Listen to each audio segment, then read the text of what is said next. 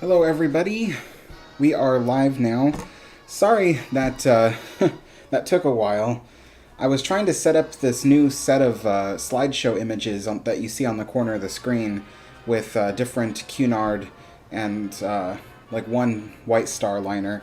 But anyway, yeah, so that took a moment. So I'm going to start heating up the water and everything for the tea.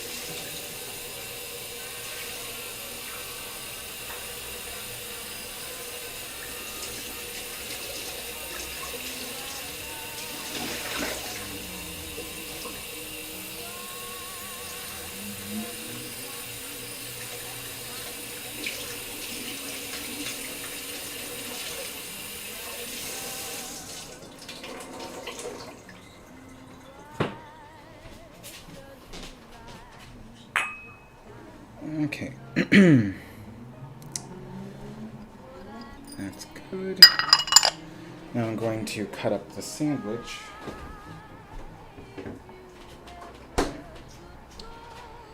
Now, the sandwich I was also having trouble with because the ingredients that I ordered wasn't the ingredients they had. So I had to kind of make something up as I went along.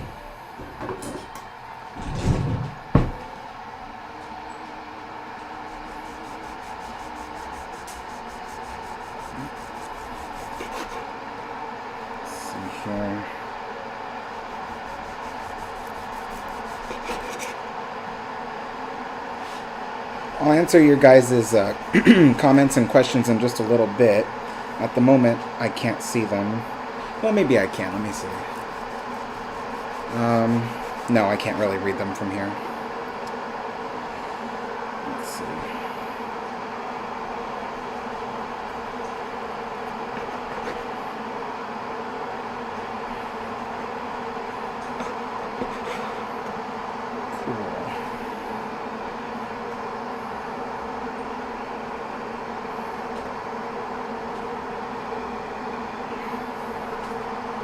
There we go.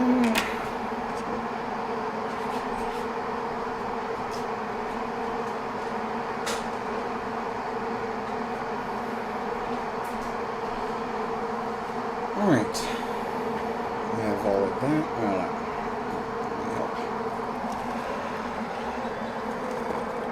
Today is Earl Grey Day, so I'm actually pretty happy about that. Move the camera a bit over.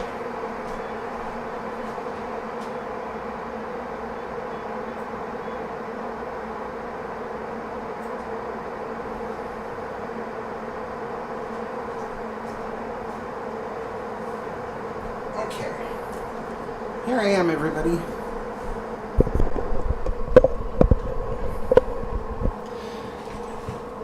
Sorry that took a while.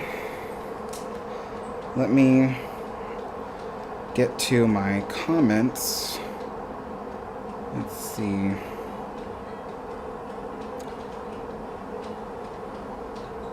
Download the Domino's app today and become... No, thanks. I don't want Domino's. Okay. Who do we got here today? We have Scott. Hello, Scott. Hello, Tyler.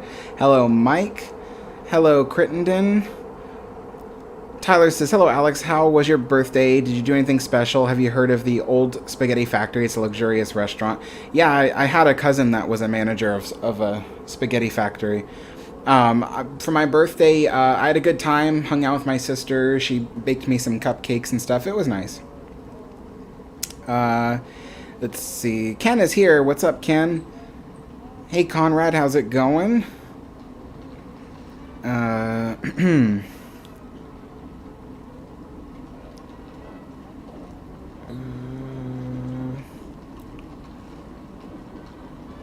Hello, Transatlantic Scottish Lines. Hey, Mark, you're back. We missed you on the last live stream. What's up, Jeffrey? Jeffrey says, hi, Alex. Do you think loosed tea tastes better than using tea bags? Definitely, yeah, because I've had the same English breakfast tea from Twinings in the bags, and it tastes different than the loose leaf. I think the bag has something to do with that. And I prefer the loose leaf tea if I can. Oh, I didn't get a little cup for the extra water.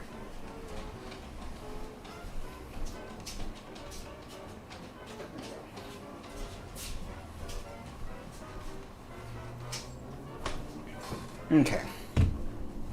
I have all these like wires and cables hooked up everywhere, like the lights, everything. The train set is, the cables are just like strewn about, and I have to like climb over them, and wow. Anyway, so time to preheat the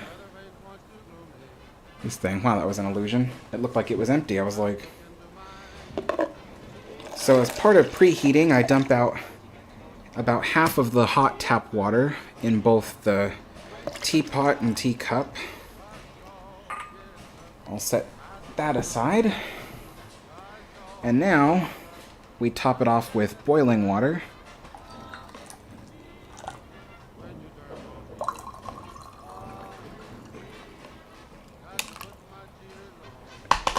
And we'll let that sit for a second while that warms up.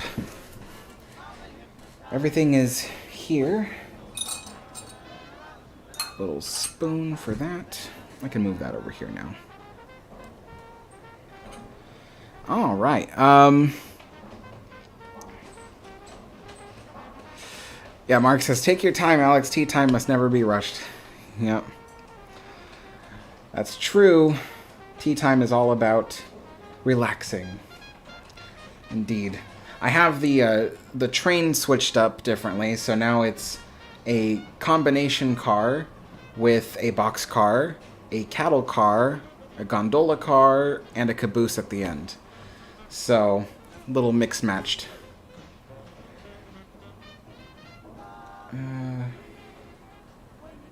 Oh, you know what I didn't do was I didn't clean the track before I started. So right now it's a little bit glitchy from a dirty track. Well, if I have to clean it, then I'll clean it, but at the moment it looks like it'll do okay.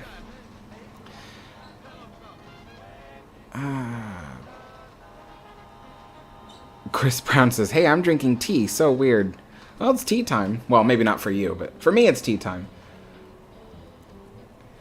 And yeah, so I've had quite a busy week. Hey Ryan, what's up? Hello, Captain. Captain says, hello Alex, how was your birthday? It was very good, thank you.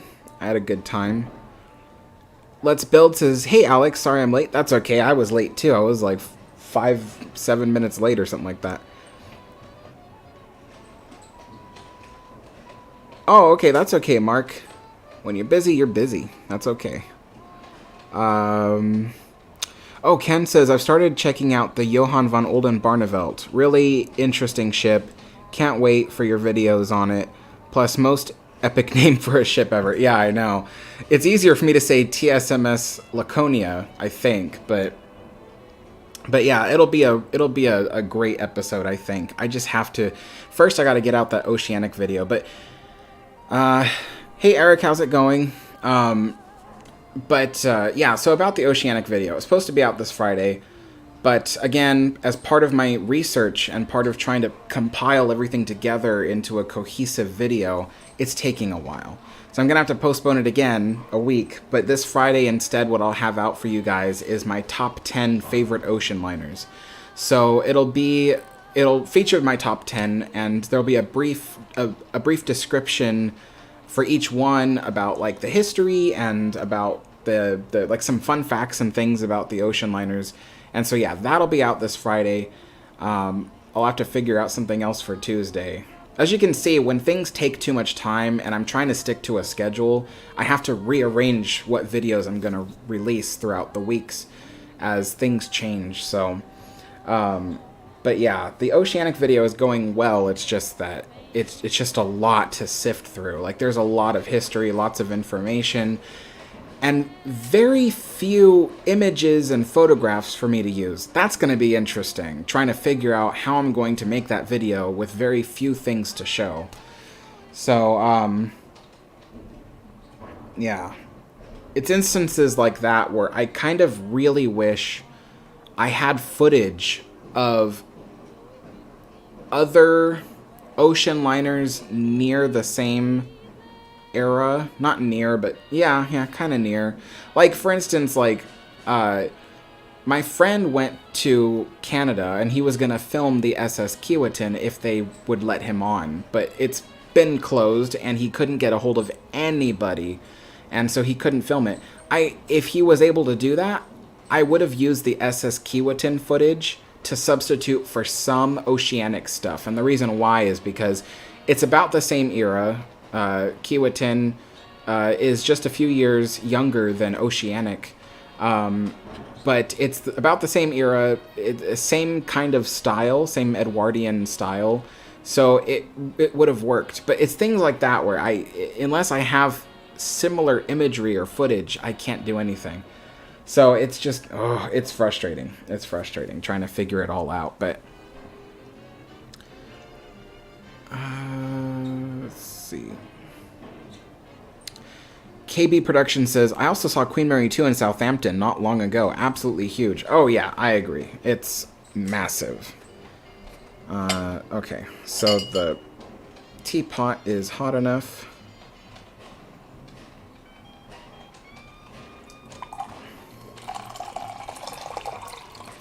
Oh, I always forget to get this thing boiling again before I do that.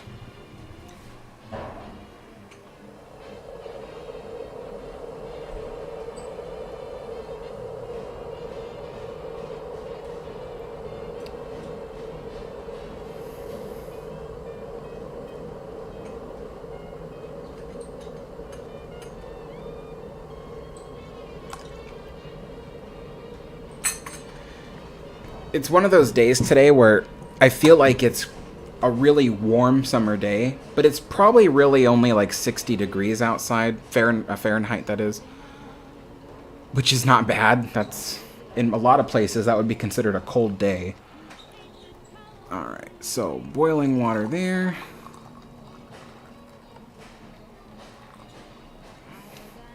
Top this off with some boiling water just because it got really cool as it waited. Alright, and now in goes the tea.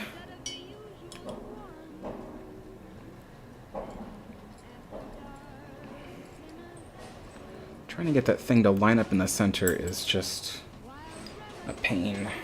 Alright, so 4:23 is when I'll check on that. Alright. Who else do we got here?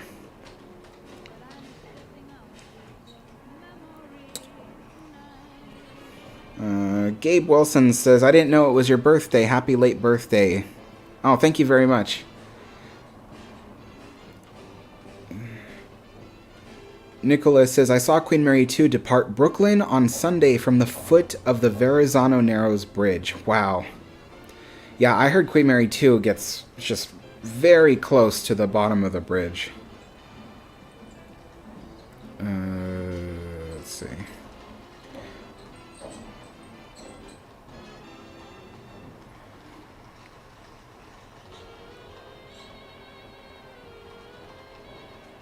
Taylor says, I heard a story about in World War II when some British paratroopers stopped fighting for tea time. And the American paratroopers were like, wait, what? Yeah, I've heard some crazy stories. Like, for me, it's crazy to hear, things that people will stop doing in order to have their tea time. And I'm like, really? Like, that would never be a thing here in the U.S. We don't have that, you know? I think like what we used to have smoke breaks, like when people used to smoke a lot, people would like every once in a while they'd just be like, I'm gonna go out and smoke a cigarette, and that's kind of like how it used to be. I never really thought that was fair because I didn't smoke and then I still had to work through it. So I was always like, wait, that's not fair. They get to like have a moment and relax and I have to keep working because I don't have an addiction. But anyway,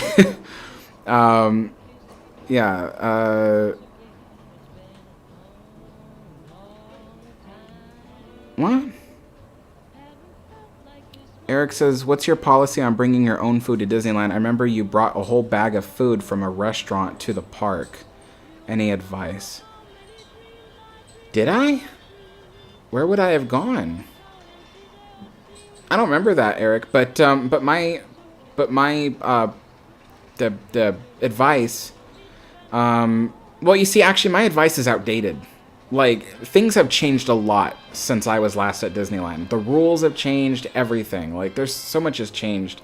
I don't even know if they allow external food in Disneyland anymore. So I don't know, actually. Let's see.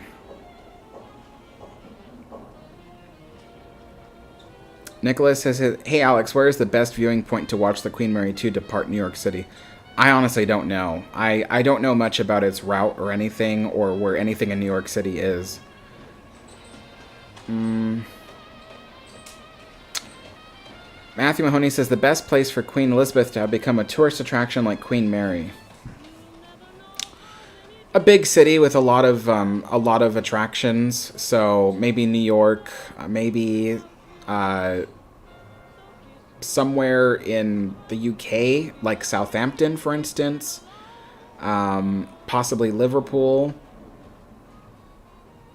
I don't think she can fit in London. Somebody else was telling me like, oh, it'd be nice if they would have put her in, along the Thames in London. And I'm like, she's really like, she has a deep draft. I don't think she would fit on the Thames, especially with all the tight turns along the river.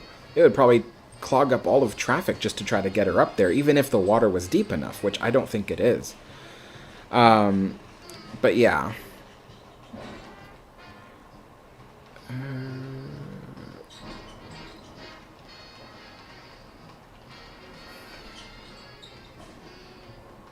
One more minute on the tea there.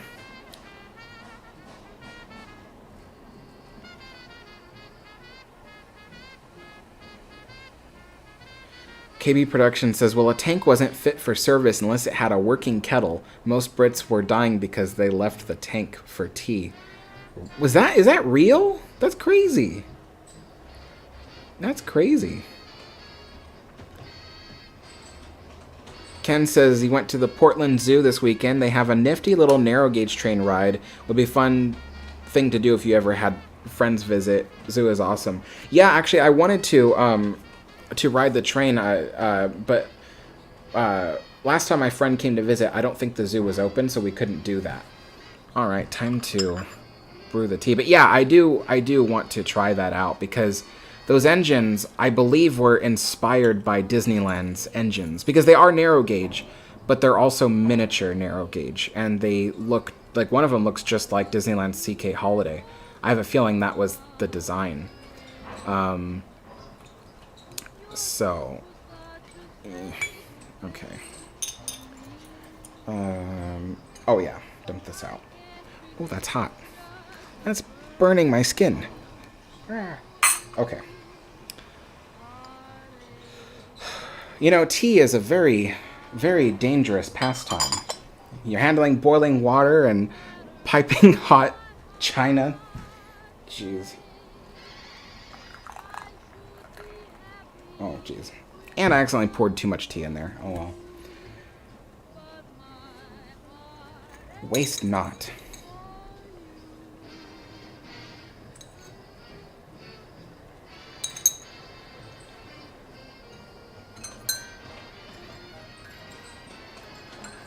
And who else is here? Captain Foxy is here. Hello, Captain. Carl says, is it okay to have a beer at tea time? Whatever floats your boat.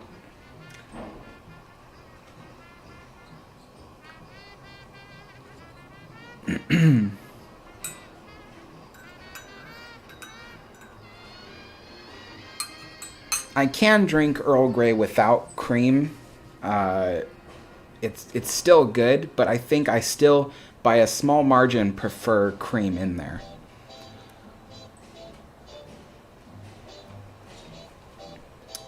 Captain Foxy says, May 4th for you, Star Wars Day, Alex. Yes, may the 4th be with you as well.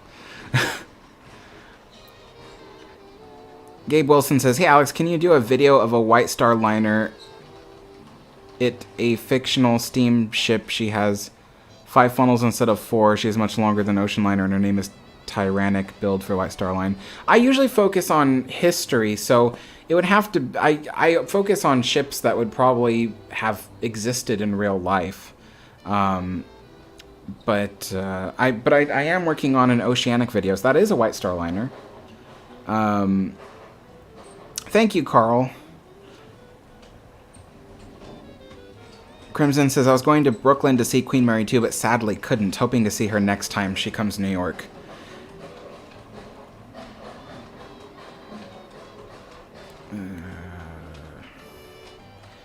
Tyler Frederick says, Alex, I no longer believe there was a murder on Queen Mary. If there was a murder, Jessica Fletcher would be called. And as you said, Cunard records the deaths. That's true, they do. Cunard had more pride than they had, what's the word? Humility, I would say, because, well, in a way, that might be a poor choice of words, but what I mean is, while a lot of companies would have probably covered up deaths that happened if they could, they would, try to find ways to make it seem like the death didn't occur on their ship or something. Cunard, they had a lot of pride. They took pride in the fact that they kept records very well maintained, and if someone died on their ship, they made sure it was properly documented and not tried to be passed off as something like that happened outside the ship to protect their reputation, that kind of thing. They had a lot of pride in what they did in terms of documentation of what happened on their liners. So that's why it's hard for me to believe that anybody was murdered on the ship. And plus, I know the background of the story of the murder. It didn't happen on the ship. I was talking with my friend Steve about it, and the story about the murder that people know from what's the word? From the ghost stories and things that happen on the ship. The story goes that in the room B340, of course it wasn't known as B340 at the time, but in room B340, the most haunted room on the ship, there was a man who was traveling with his family, and he murdered his family in that room. And now the man haunts the room as some kind of demonic entity or something. Maybe not demonic, but a bad entity. But nevertheless, the real story is that it wasn't the family or the father that stayed on the ship. It was the grandmother of the family. She stayed on the ship during the time that, while at their home, the father killed his family. And she was alerted about it while she was on the ship taking a voyage across. And the thing was she wasn't even in B340. She was in a room towards the aft of the ship near the second class area. So she wasn't even anywhere near B340 when that happened. So it's like, by association, what these different organizations have done over the years to make the Queen Mary more exciting is they misconstrue the story on purpose to make it more exciting, so that way they can tell it on their tours.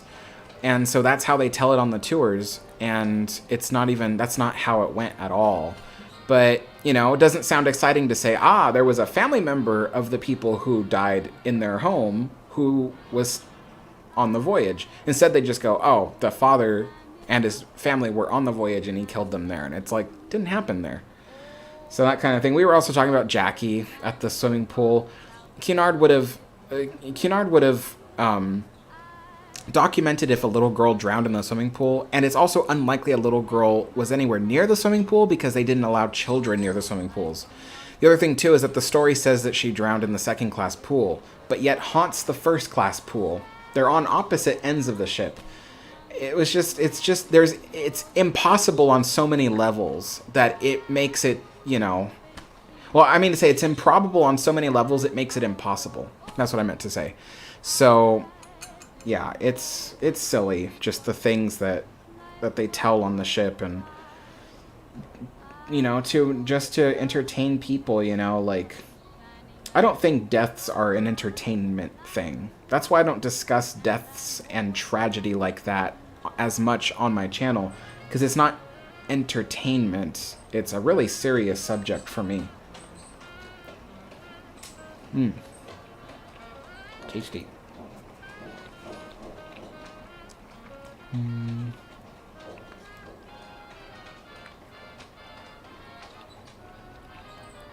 Hello, Element.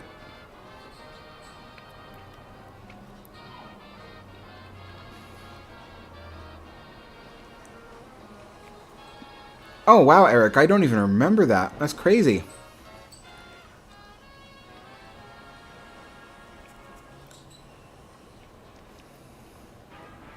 Ah, see, Goofy Rules answered your question. Oh, yeah, you knew that. Okay. Nick says, what's up? Just came across your channel a few weeks ago. Love your content. Thank you so much, Nick.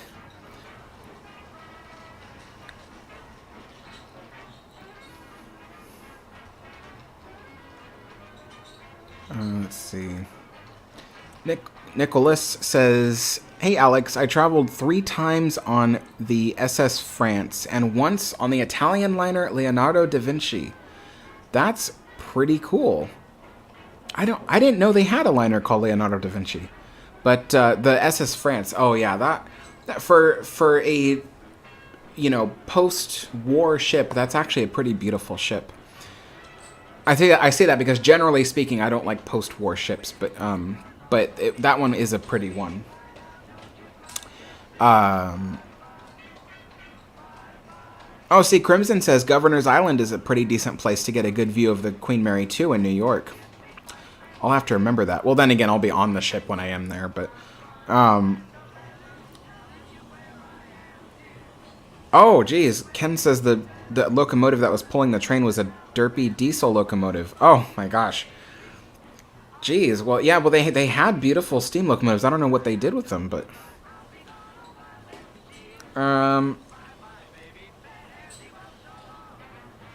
Let's see...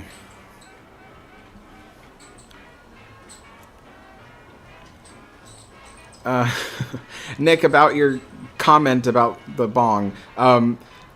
I try to tell people let's keep the conversation towards history and ocean liners. You didn't do anything wrong, but just as a side note, because I don't want it to go any further than that comment. Conrad says someone mentioned Monarch of Bermuda last time. Sister ship, Queen of Bermuda, originally was fitted with 3 funnels during the war, 2 funnels for guns. Retired with 1 funnel, the only liner to do so. I didn't know that. Gabe Wilson says the chat is not working on my screen. Try refreshing your page. That happens to me a lot. Sometimes the chat doesn't work, so refresh the page and you'll see it'll catch up. Mike says, why was lots of perfectly good cruise ships scrapped way before they were old? You mean back in like 2019 and... No, I'm sorry, no. Back in like 2020 and 2021? If that's what you're talking about, the reason was because of the pandemic. Those cruise ships, they cost a lot of money to stay floating, even when they're not in service as a passenger, you know. Like if there's no passengers, they still cost a lot of money to keep them floating. And so I know in 2020 and 2021, a lot of those cruise ships had to be completely scrapped just to save money. Lots of them.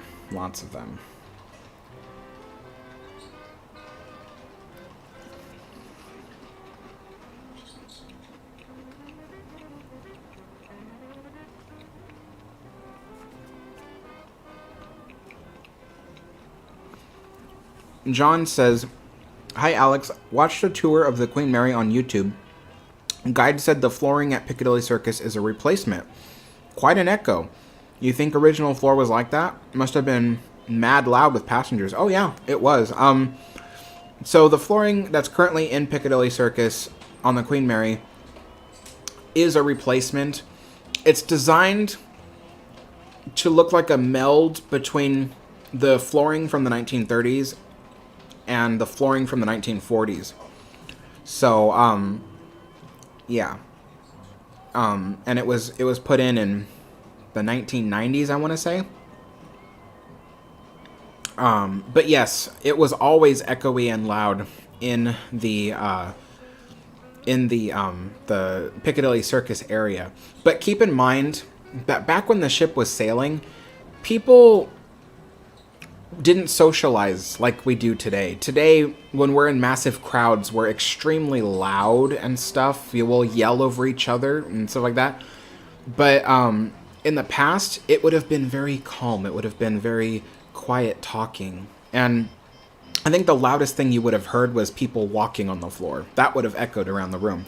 And it was still an issue back then, because originally all the walls had chestnut wood paneling. Beautiful chestnut wood. But after the war, they replaced them with panels of pastel-colored hide. The hide helped reduce the noise echo. So imagine, today the noise echo is reduced compared to what it was back then. But yeah, but also keep in mind, again, people spoke softly to each other. We're talking about first-class passengers. We're talking about rich people, essentially. So they have more etiquette, more social etiquette when they spoke to each other. They were very quiet and collected, and they didn't shout over each other. They waited till each other were finished talking before they answered, and that kind of thing. Excuse me. Jeez. Sneezing. Okay.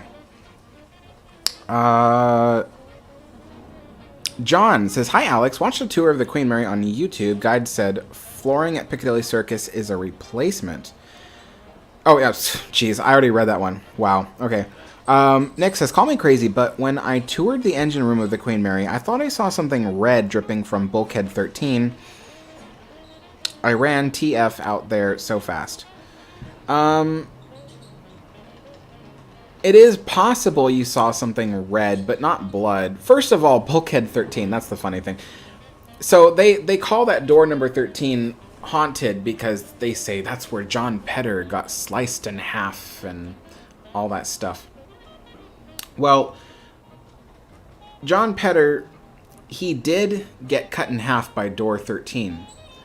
But the thing is that's not the original location of door 13. That would have been like the location of, I think, door 38. So door 13 was closer towards like the front of the ship, or at least maybe on the other side of the ship. I forget which way the number, but that's not the original location. So he didn't die right there. So, but they label it 13. In fact, I'm not even sure 13 was the right number. I think that Disney just painted it 13, so it was interesting, and that's when they told the John Pedder story that way. But yeah, so yeah, it's yeah. But if you did see something red, it could have been various things. There could have been hydraulic fluid. The engineering spaces on the ship, they still leak oil to this day, both fuel oil and lubricating oil. They leak oil because those pipes were never emptied out when the ship was retired. They were just left that way. And to this day, you'll see buckets hanging around the different pipes. That's because the pipes leak occasionally, and those buckets are collecting the drips of the fuel oil and the lubricating oils. So yeah, you probably did see some kind of red lubricating oil. I wouldn't doubt it, but yeah. Hey there, Shiloh, how's it going? Tyler says, which brings me back to what I said earlier, market the Queen Mary the way Cunard did. Market Queen Mary for who and what she is. Exactly. Taylor Lewis says, do you think you'll ever do a video on the Cunard White Star merger? No, because I felt like what I said in my original, like my first, like building the Queen Mary video, I felt like I covered it pretty extensively in that. I think I covered it more extensively than most people do. So I was satisfied with that. I have nothing more to say on that subject. But yeah.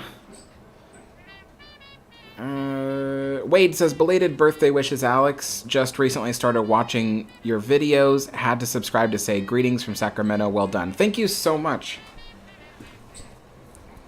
Alright, so I forgot the etiquette is sandwiches first, so I have to eat sandwiches first.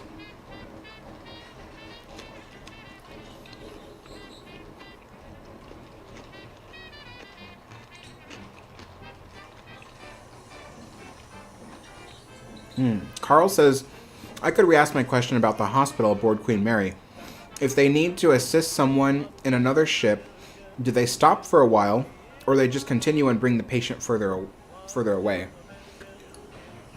So there is what's called like a point of no return, which is if you reach the halfway point of the voyage, it would probably be faster just to keep going forward than to return. So when they do pick up someone in need of hospital care and the Queen Mary would stop and pick them up, depending on if they were still in the first leg of the journey or the next leg of the journey, they would have to decide what's faster to get. And then there might be another thing too. Let's say they had just passed the point of no return, but they figured out a huge storm was going to be on the second leg of the journey. And they go, well, it might, as the crow flies, it's faster to get to Southampton, let's say. But because there's a storm on the way there, it might slow us down. It might cause extra issues. They might just decide to actually turn back and go to New York. So it really depends on the situation.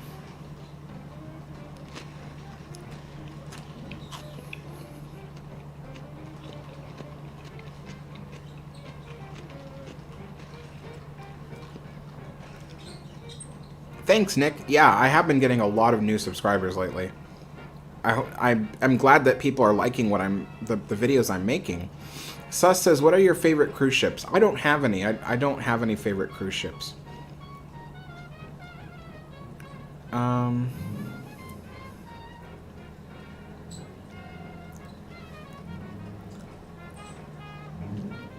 Let's see.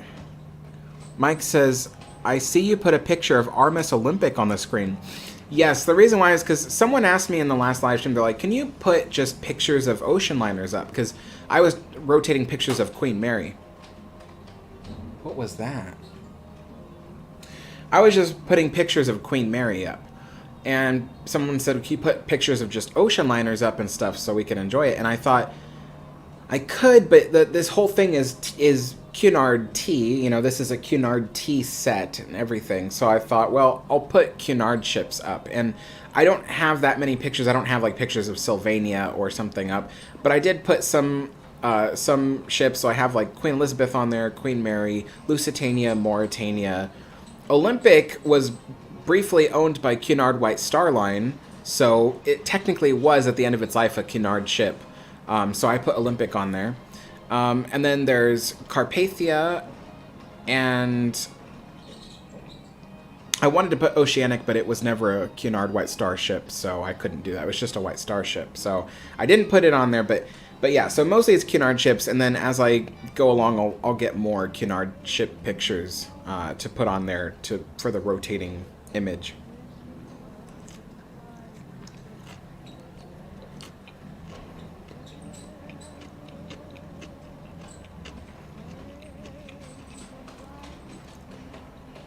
Ken says, something I realized that if they had to move the Queen Mary even a short distance is how long it would take to secure all items for sea. Nothing goes flying around. Even a slight roll could cause problems. Yeah, they would have to bolt everything down or tie it down.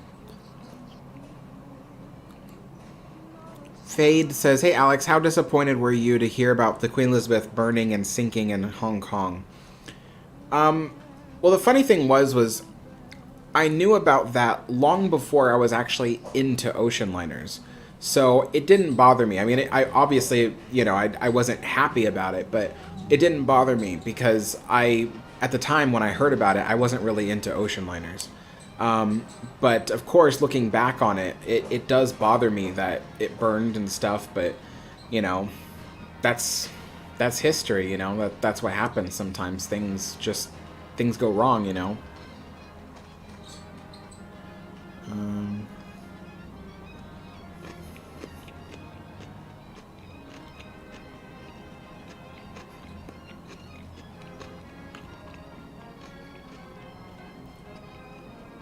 Crittenden, I don't know about that ocean liner. Evan Scott says, sad to hear about the lifeboats. Yeah, it really is sad. You know, everybody at QMI, we tried as hard as we could. We tried to do everything we could to save of all those lifeboats. You know, everything from applying for lifeboats so that way if anybody who couldn't apply wanted to acquire one, we could have acquired it for them. And then they could have just gotten it from us. Because we don't want any one of those lifeboats to be thrown in the trash. We'd rather see them in the hands of somebody who isn't qualified to own one. To at least own one so it will last longer, you know? And we offered to do that, but nobody came forward asking us to get them a lifeboat, you know? So, but I don't blame them. It's just, it's hard because you would have had to find a way to tow it out of there yourself. It would have cost you a lot of money in towing fees and in wide load fees as well, because it's a wide load, so it wouldn't have fit in a normal lane of the road. So yeah, it's just unfortunate that it happened that way. The city doesn't need to get rid of the lifeboats. QMI had offered the city. We offered the city several times that we would find the financial funding to pay for the restoration of every one of those lifeboats and their davits, so that way they could be restored and placed back up on the ship. We offered that to them several times, and they acknowledged the receipt of that offer, and they ignored us afterwards. So they acknowledged that they heard our offer to restore the lifeboats by funding for it, and they ignored it.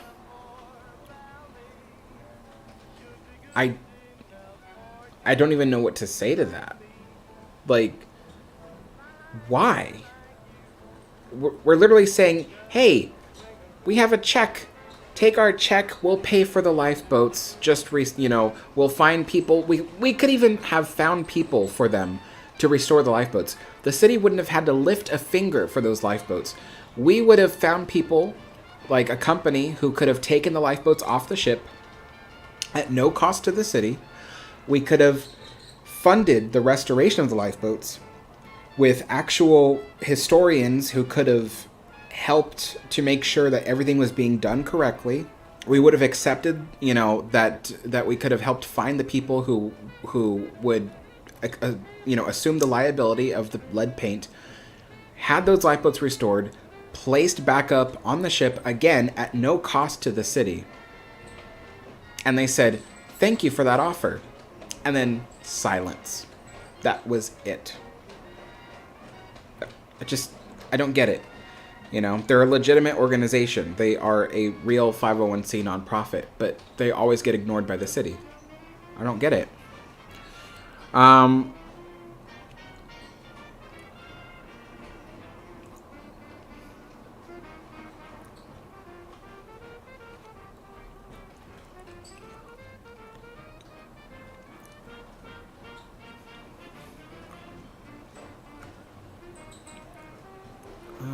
Wade says, don't forget to give a thumbs up and subscribe. Yes, please do. Thank you, everybody. Taylor says, of all the cruise ships you know about, which one would you say looks closest to an ocean liner? From the outside, the one that looks closest like an ocean liner is the Disney Magic. Is the closest one that looks like an ocean liner.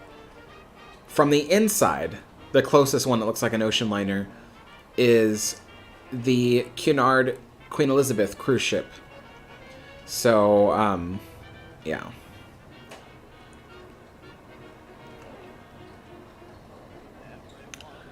Oh, I see, Nicholas. Okay.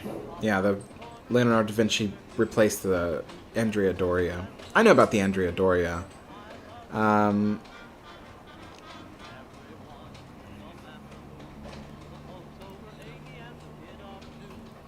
Let's see. Nick says, what got you into ocean liners? For me, it was the second grade learning about Titanic, and it just spiraled from there. Well, the funny thing was I got into Titanic since I saw the movie when I was a little kid in theaters. I wasn't like obsessed with it at all, but in 2012 at the 100th anniversary of the maiden voyage, I kind of started learning more about Titanic, and then I was interested in it, but I'm not going to say I was a fan. Like, I didn't know stuff about it. I was interested in learning stuff about it. What got me into ocean liners, though, was not Titanic. It was Queen Mary.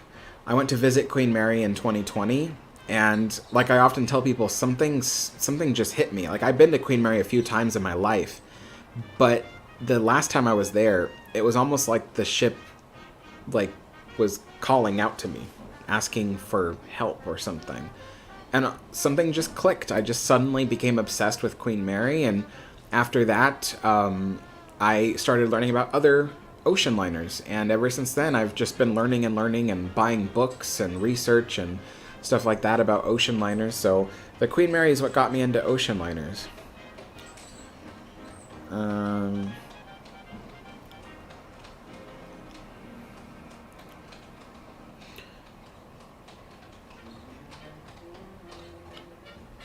Tyler says, what happened to the bidding? So what happened was people placed their bids for the lifeboats, but none of the people who placed their bids were qualified to own a lifeboat. So nobody, not a single person, was able to leave with a lifeboat. So QMI Restore the Queen was bidding for it, but even if they had won a lifeboat, we couldn't store it anywhere. We were only doing that so that way if somebody who didn't qualify wanted a lifeboat, we could probably get them one or more. But the city says not a single person who bid for the lifeboats qualified for it. So all the lifeboats, every single one that's still left on the ship, or no, not every single one, but technically lifeboats 1 and 3, 1 and 4. Lifeboats 1 and 4 are going to stay on the ship, but all the other lifeboats are going to be thrown away in the trash. Not even scrapped, just thrown away. So we're hoping that at the very, very, very least, the city will try to save some of the artifacts from the lifeboats, like the propellers and the rudders, things like that.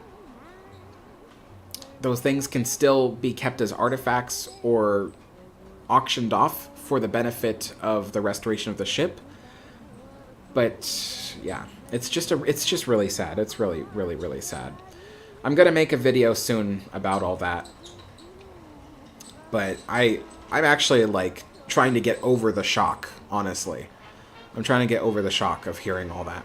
So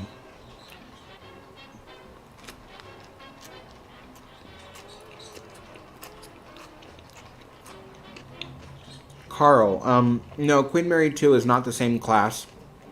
Queen Mary 2 is the only ship in her class.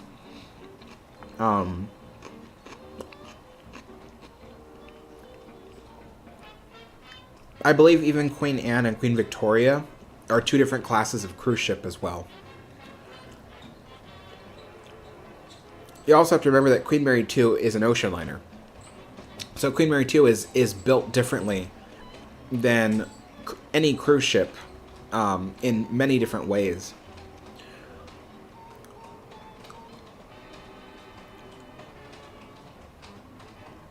Malgorzata, I don't know any Polish ocean liners. I actually don't.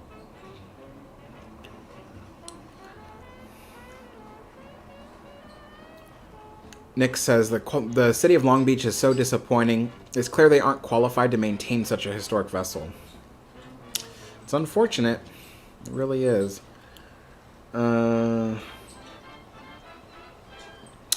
Parakeet, I actually am very bad at naming things. A lot of people have asked me what I would name an ocean liner if I had one, but I would have terrible names. I don't know how to name things. Fade says, I think the Disney Dream looks a lot like an ocean liner. They all look like ocean liners, but the one that looks the most like an ocean liner is the Disney Magic, the first Disney cruise ship, because that one specifically, their instructions for designing it was to make it look like an ocean liner. The others were just like, make it look like the Disney Magic. So the other ones were designed to look like Disney Magic, but the Disney Magic was designed to look like an ocean liner. Even complete with the way the lifeboats look on the top of the ship. So they actually placed windows on the top of the ship that are designed to represent lifeboats.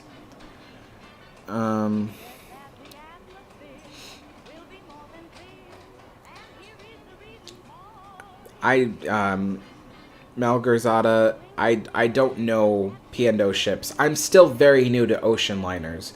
So there's only so much like that I know.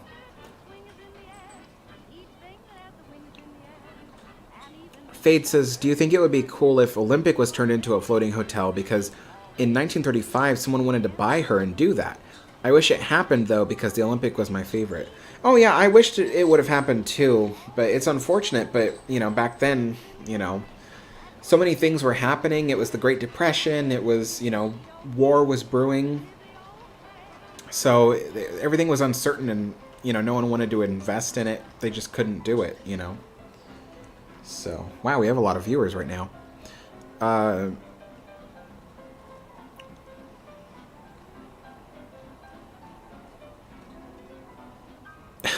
Opinion on people who work in the ship scrapyards. I don't have an opinion on them. They're just workers. They're doing their job. Conrad says, were any bidders of the lifeboats qualified to own trash? Would they rather throw them away even after having 0 bidders? That's the funny thing, right? You'd think that if they just gave them away willy-nilly to anybody, that'd still be better than throwing them in the trash, right?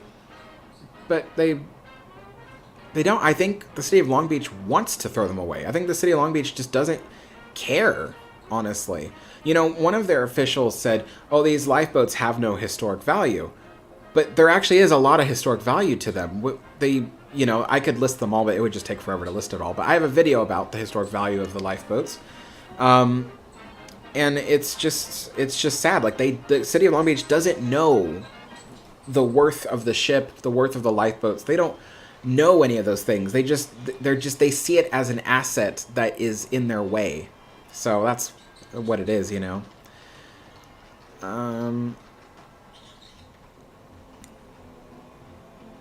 Parakeet says they didn't throw away USS Iowa, did they? No. The city doesn't even own that. They own the Queen Mary, they don't own the USS Iowa. Carl says, did you see the liner design and illustration work?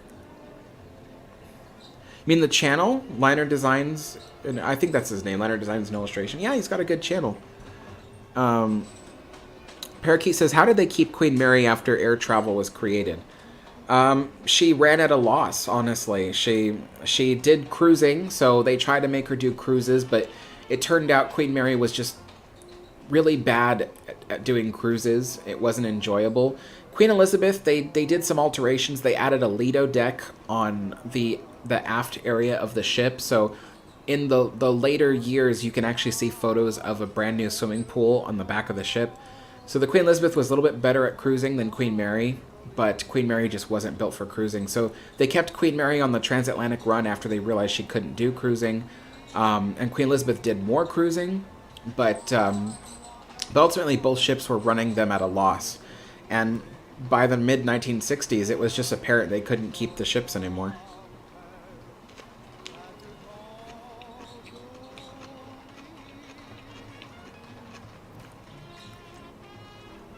Parakeet says, are you going to get into battleships after visiting UK? When I go there and I see all the different warships and things, I don't know. Maybe we'll see if it changes me. But at the moment, I'm not really into World War II stuff. I think the closest thing is the Queen Mary because of its service in World War II. But we'll see. We'll see how it goes.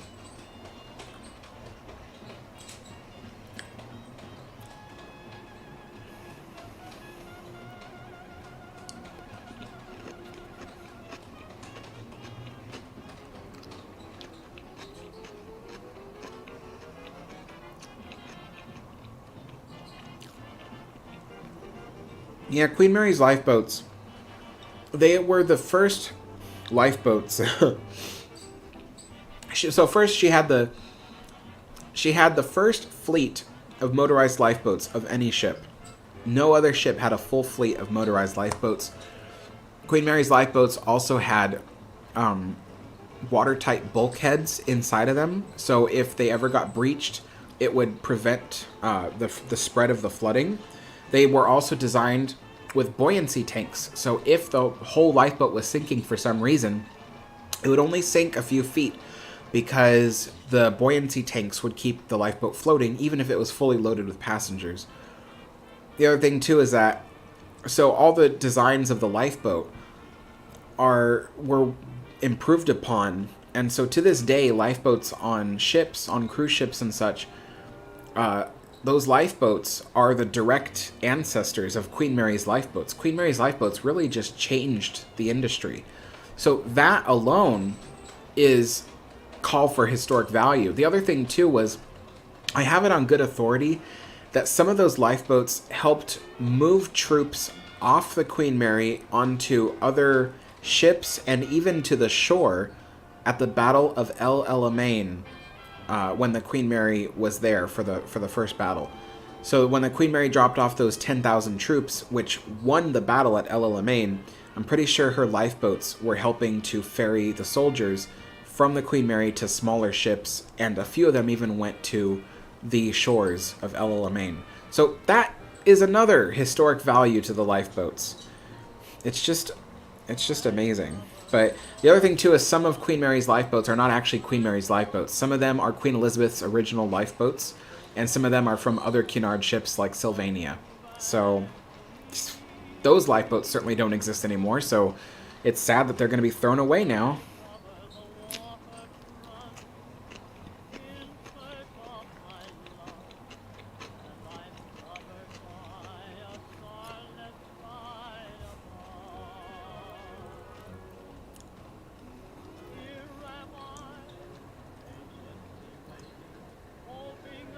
Fade says, if I will be honest, I think the Queen Elizabeth could be salvaged and restored, but that would be hard. I also mean to say the Disney... Well, the Queen Elizabeth no longer exists.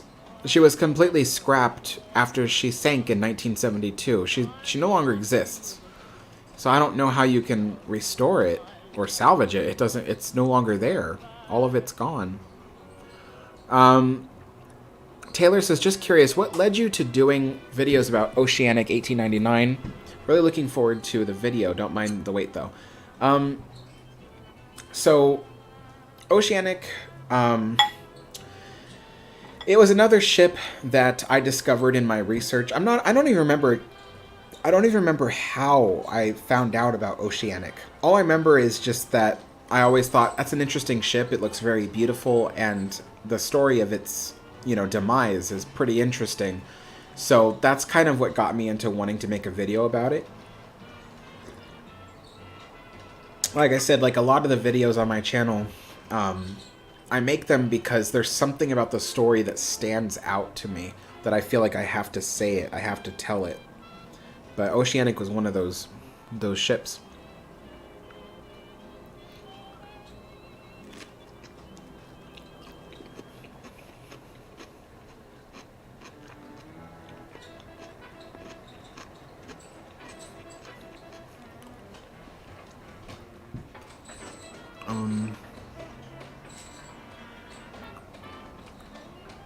Parakeet says, I think Iowa was re-entered service in Cold War. She is reserved and repainted.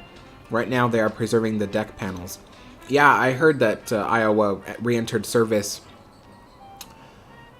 twice. She was retired twice, I think it was, and entered service again twice. That's what my friend says, at least, or if I have that correctly.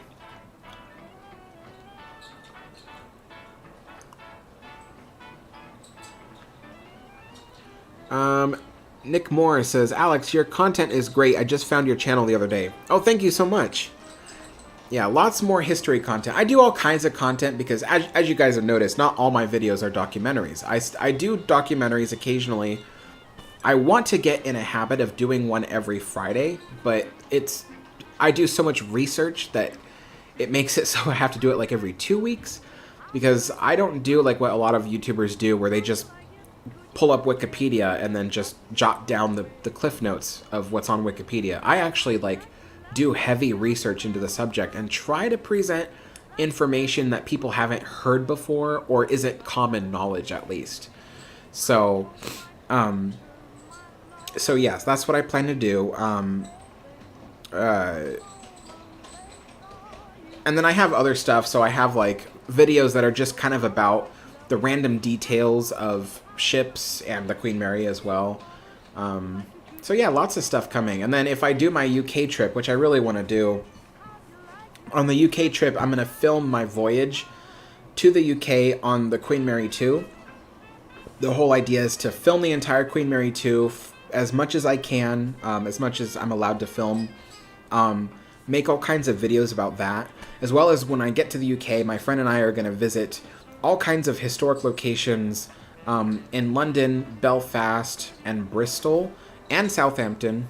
Not all of it is going to be the big tourist attraction stuff. A lot of it is going to be like just like small things that people don't really cover on the internet very much because it's just not that interesting to some people. But I make the stuff interesting, so that's what I'm going to do. And then part of the trip is to go to Paris. So he's going to film Disneyland Paris because that's what he does for his channel. I'm going to film a little bit of it to make some Disneyland Paris videos. But we're also going to visit the city of Paris, and we're going to do the same thing there where we film stuff in the city of Paris and stuff like that. So that whole trip, something I'm really looking forward to doing, to increase the videos on the channel by at least 50 videos, if not 3 times more than that, believe it or not. It's going to be everything from mini documentaries to walkthrough tours, and I had the third idea in my head a minute ago. But yeah, you can do like all kinds of videos with the same footage. It's pretty cool. So that's what I plan to do. Anybody who wants to help donate to that to make it happen sooner, there is a link in the description below for my GoFundMe page and a video that describes more in depth what we want to do in the UK. Let's see. Yeah.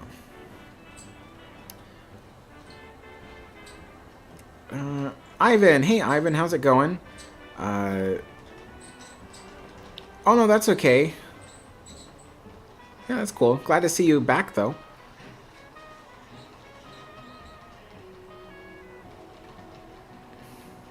Yeah, Nick. Yeah, patriotism has its benefits.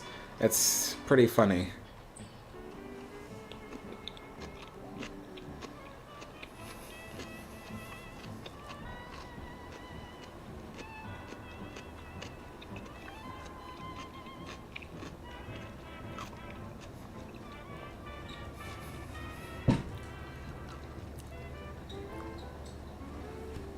Malgorzata, I don't know that ship either.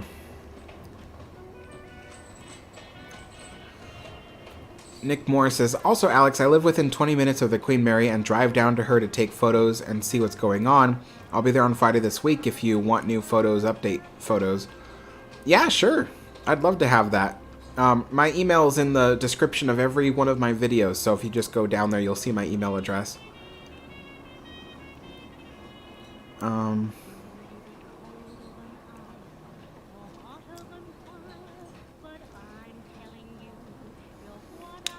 Oh, thank you, Fade. Yes, the plan for going to Belfast is to see the Nomadic. So when we go to Belfast, we want to see the Nomadic, the Titanic Museum, the Titanic Dry Dock, and the HMS Caroline.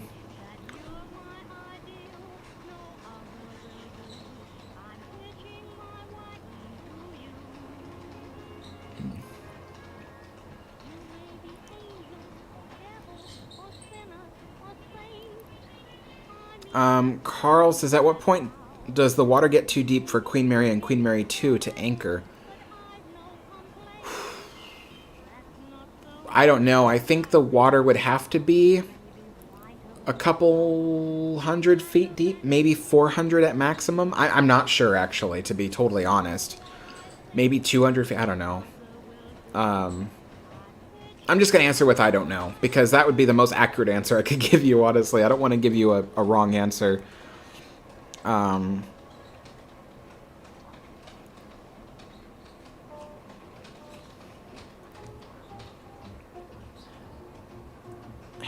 how you doing? Nick Orlando says, ever consider a Patreon account? I have one. You can find it, the link in the description below. Mike says, I'm still here, just eating sunflower seeds. Cool.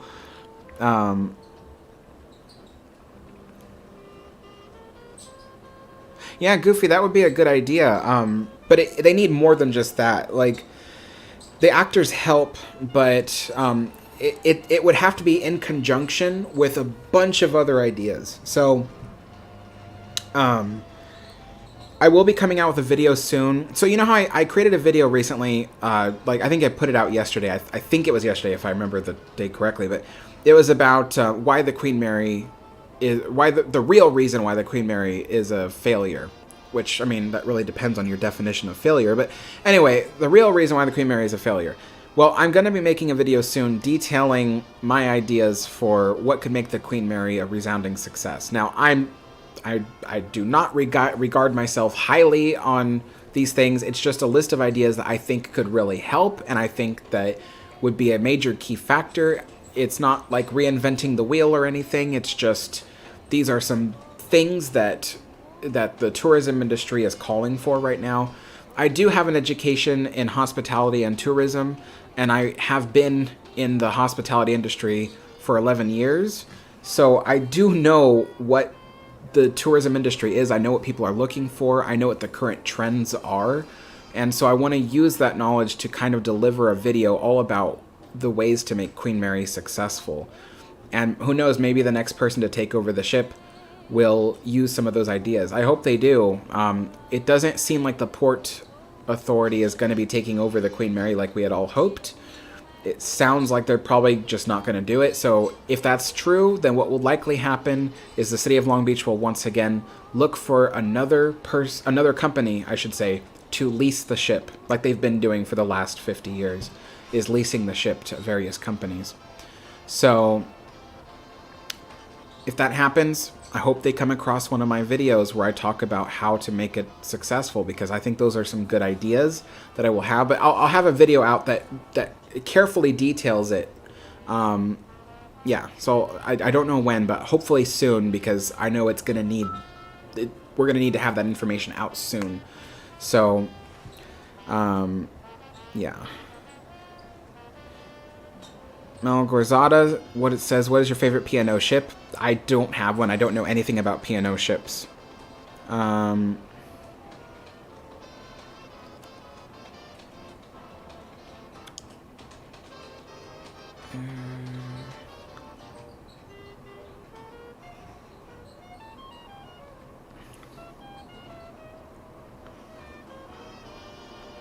Fade says, I may go visit the Queen Mary in October if she opens back up. Yeah, I would like to as well. If the Queen Mary reopens sometime this year, I'd like to go see it. Heck, it doesn't even matter. Even if it reopens next year, I'm still going to try to go see it and film it. My goal is to... So when I was last at the Queen Mary, I filmed a lot of the ship, but not enough. And I didn't film it the way I need it to be filmed. I was trying to do a vlog back then because I didn't think back then that I would ever make videos about the Queen Mary. I really didn't. So I was just going to vlog the whole thing and be like, hey everybody, this is me on the Queen Mary, blah, blah, blah. And so I filmed it that way. And now I'm a huge Queen Mary fan, and I make videos all about the Queen Mary, and the one thing I really need is that 4K footage of the ship. Very slow movements. I know exactly where I want the camera to be facing and everything. I'm kicking myself for not having filmed the ship that way. And now I'm dealing with the fact that... Oh, great. The biscuit doesn't fit in the teacup because I drank it all down, so I might as well finish this and...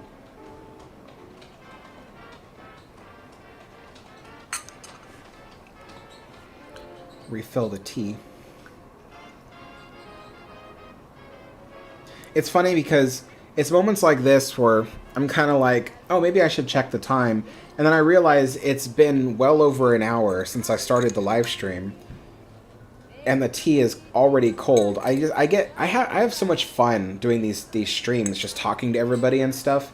So I totally lose track of time, and I forget to drink my tea. I forget to have the pastries. Let's see.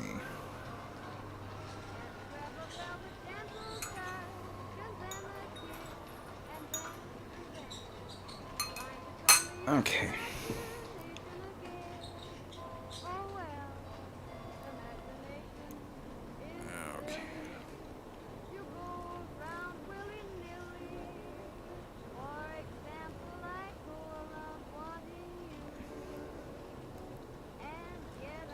KB Production says, I found a website that goes into great detail of what can be done to help Queen Mary with 3D renders and all. It's just the funding that would be needed. Yeah, that's a very famous site among Queen Mary fans. It's called Sterling RMPLC. The only thing is, keep in mind, folks, those ideas were presented in the early 2000s for a tourism market that existed back then. Give me a second.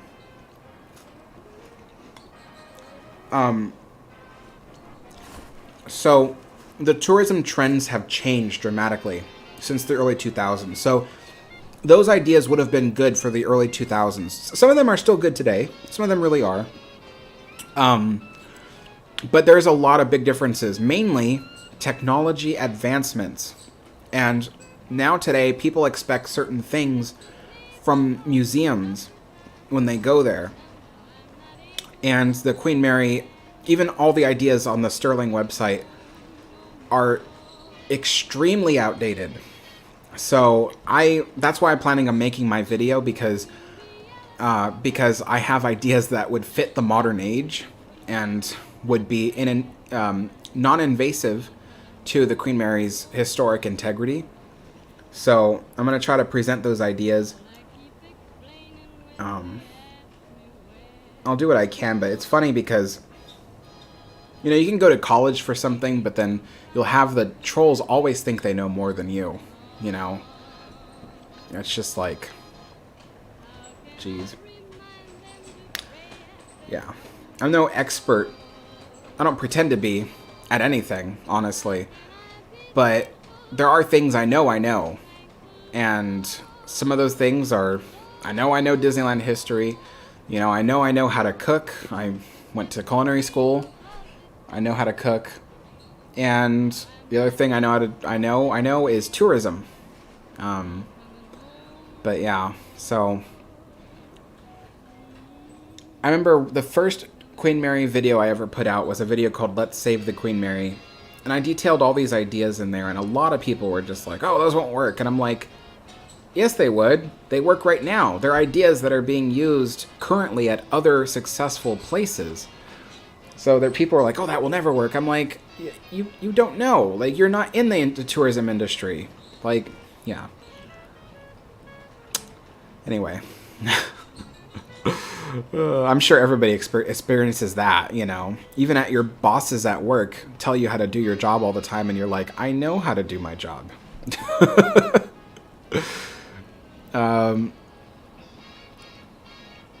Taylor says, what is your favorite Cunard ship built after Lusitania Mauretania but before Queen Mary? That's a tough one. After Lusitania Mauretania before Queen Mary. Aquitania. Yeah, Aquitania, I would say.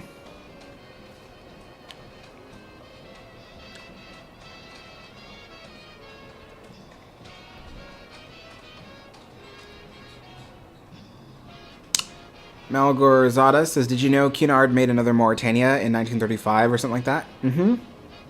I did. The second Mauretania is also a very beautiful ship, although I know less about it than certain other ships. I'm still learning. I've only been interested in ocean liners for the last 2 years. And while I am crazy obsessed with ocean liners now, and I have learned a lot, I have books and books and books on them, I haven't finished all those books. I haven't had the time to finish them, and, you know, I'm still learning about a lot of stuff, so I try to only open my mouth when I think I know what I'm talking about. Carl says, Empress of Ireland had a sad story. Wild when you think about the captain welling over the bridge to the other captain to continue to try to push the boat into the Empress of Ireland to try to clog the hole. Oh, yeah. I think I heard something about that. Nick Orlando says, I've often heard that Mauretania 2 was a scaled-down Queen Elizabeth. Not sure how true that is. Actually, it's the opposite, Nick. So a lot of people do say that, but it's actually the opposite. Queen Elizabeth came after Mauretania 2. Queen Elizabeth is actually really a meld between Queen Mary and Mauretania 2. So what they did was people loved the look of Mauretania 2. But people loved the size and accommodations of Queen Mary. So while they were redesigning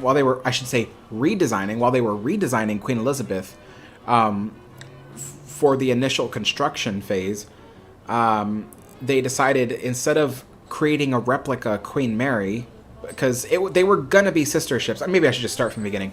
In 1929, the Queen Mary and Queen Elizabeth were originally intended to be sister ships. They were going to be virtually identical. Just the way Olympic and Titanic would have been virtually identical. So Queen Mary and Queen Elizabeth were designed in 1929 to be virtually identical. But after Queen Mary's construction started, a lot of changes had to be made, even to the Queen Mary's design. Remember what I said in my other videos about how they changed the boilers last minute. They had already ordered Scotch boilers. They had already designed the ship to hold Scotch boilers.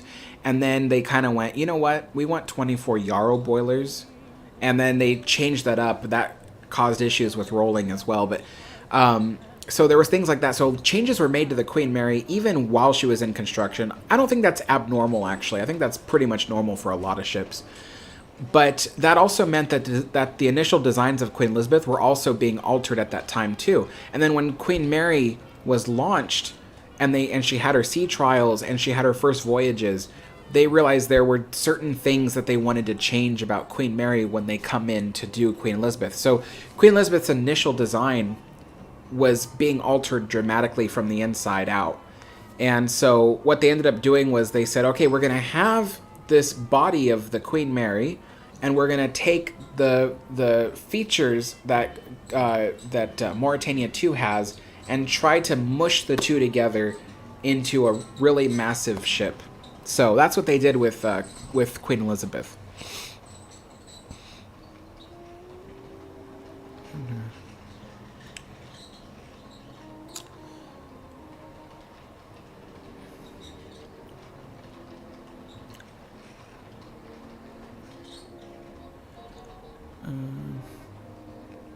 Yeah, it's funny because I did a video recently where I showed a picture of Queen Elizabeth leaving New York, and somebody was like, "Oh, that's actually a picture of the Mauretania 2," and I was like, "That's not. That's a picture of Queen Elizabeth." So they do look very much alike. They do, or did, I should say. KB Production says, yes, I did feel the Sterling website was outdated in places, mainly in the activities department, which I think would be a concern in getting her to make a healthy profit. Yeah, I have some ideas. I'm really excited to share my ideas with everybody when I make that video, because I have a lot of ideas for modern day, you know. Matthew says, do you think Cunard will return to the IA naming convention? Possibly. They do like having their Queen class ships though, because they realize that they could brand it. You know what I'm saying? Like, when the original Queen Mary and Queen Elizabeth were on the oceans, they were considered like the pinnacle of Cunard. You know, they were considered the best of Cunard. So they were treated separately, kinda, from the other Cunard ships. That's why, you know, they didn't stick to the conventional, you know, IA naming with those ships. And in recent years, you know, while Cunard continued to expand their current fleet of Queen ships, they continued going with Queen because the Queen ships have become synonymous with Cunard, and Cunard's reputation has become synonymous with the Queen ships. So, but it is possible they will switch back to the IA if they run out of Queen names to use. Like I said, I was really surprised to hear that they were going to name their ship Queen Anne, because they were naming their other ships. So you got Queen Mary. So these are all queens from the 1900s, by the way. Queen Victoria, she died in 1901, so technically she did live in the 1900s. You have Queen Victoria, then they skip to Queen Mary, Queen Elizabeth, the QE2, which is technically named after the Queen Elizabeth ship. But yeah, and then let's see. Oh no, I'm sorry. I'm trying to think of the modern cruise ships and the Queen Mary too. So you have Queen Victoria, you have the Queen Elizabeth cruise ship, which is named after Queen Elizabeth. Then you have Queen Mary 2, which is named after the Queen Mary ship, but also Queen Mary of Tech. Then you have, is it 4 ships? It's 4 ships, isn't it? So now it's Queen Anne. But Queen Anne is not from the 1900s. That's the interesting thing. I was thinking that they were going to actually name the Queen Anne ship Queen Alexandra, because Queen Alexandra was from the 1900s. Queen Alexandra was the wife of King Edward VII. So Edward VII is the son of Queen Victoria. He took over after her death, and he was the so Edward was the king that for the name Edwardian age came from, because when we think of the Edwardian age with the classic ocean liners, he was that king, King Edward. His wife was Queen Alexandra, so I thought they were going to name the next Cunard ship Queen Alexandra. And she had a great reputation. The only thing is, you ask most people, what do you think about Queen Alexandra? And they're like, who? Like, they don't know who Queen Alexandra is. But she was a very wonderful figure at her time. She was a good person, great, like, very giving, very loving. And I was like, oh, this is going to be great. Finally, she'll have her own ship. Nope, they skipped to Queen Anne. So they went back in time, like far back in time to Queen Anne. And I was like, why? Like, it makes sense. All your other queen ships are from the 1900s, monarchs, royalty stuff, Weird. My little rant there. There you go.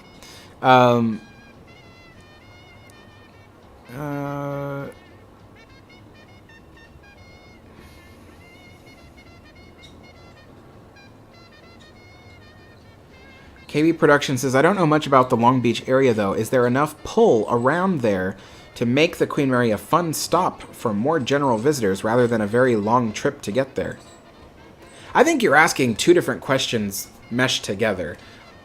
Are you asking if she can become a fun place to visit, or are you asking if there's a different place you can move her so she's not so far away? Because the question kind of like is squished together into one, and I don't know what to answer. Mol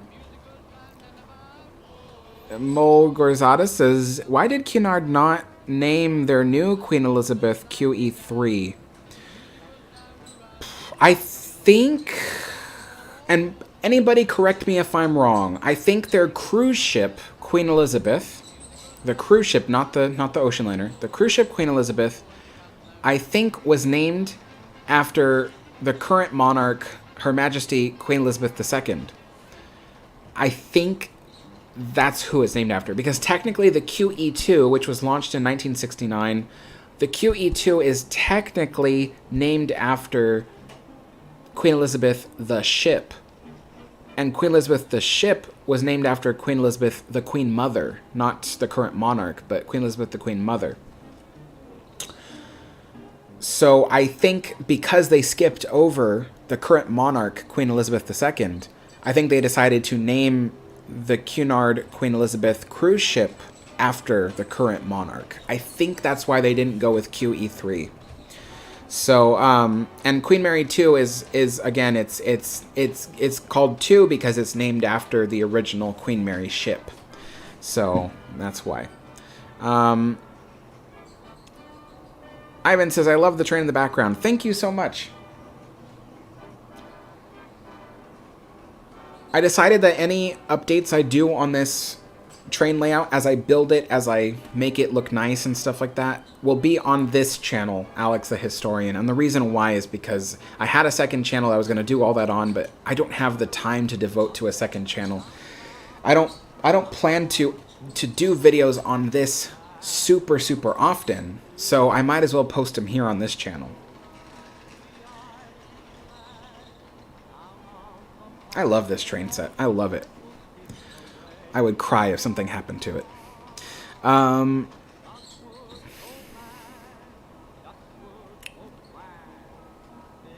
Taylor says, what would you say is a famous Cunard ship that isn't as well known as ships like Queen Mary or Lusitania? One that isn't as... So, one that's famous, but isn't as well known today. There's a lot, you know. Sylvania is one of them. I mentioned Sylvania earlier, and somebody was like, what? So Sylvania is one, was a famous Cunard ship. But I guess more famous than that, Campania. Yeah, I would say that. So that's the first thing that pops in my head. RMS Campania was a blue ribbon holder. She was, at the time, the fastest triple expansion cylinder piston engine shipped. So, yeah. So they needed a blue ribbon holder in the 1890s. I think Campania was 1891. It's just off the top of my head without looking. So yes. So Campania and Lucania were sister ships, and they were the fastest steam cylinder piston engine ships out there at the time. I think they had a top speed of 24 knots, I want to say, which was fast for that time. I think that's what it was. I'm trying to remember off the top of my head. I'm not an expert on those ships. But they were very famous in the 1890s. Very famous. But they quickly became overshadowed. They became overshadowed by, guess what? The Lusitania and then the Mauretania.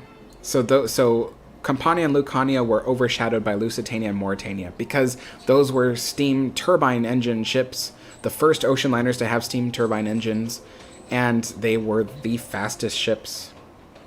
Yeah. Pretty cool, actually. So I will eventually make a video about the RMS Campania and the Lucania.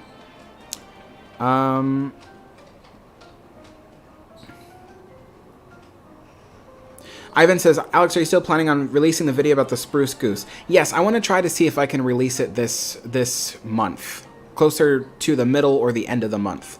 The spruce goose video is still going to be released.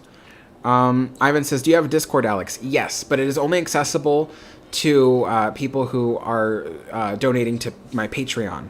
So I need to make money to keep the channel running, so... anybody who wants to join my Discord server where you can talk to me any time of the day you want, except for when I'm asleep, of course. But, yes, so you can go to my Patreon page and sign up for the Archivist tier, and that will give you access to my Discord server.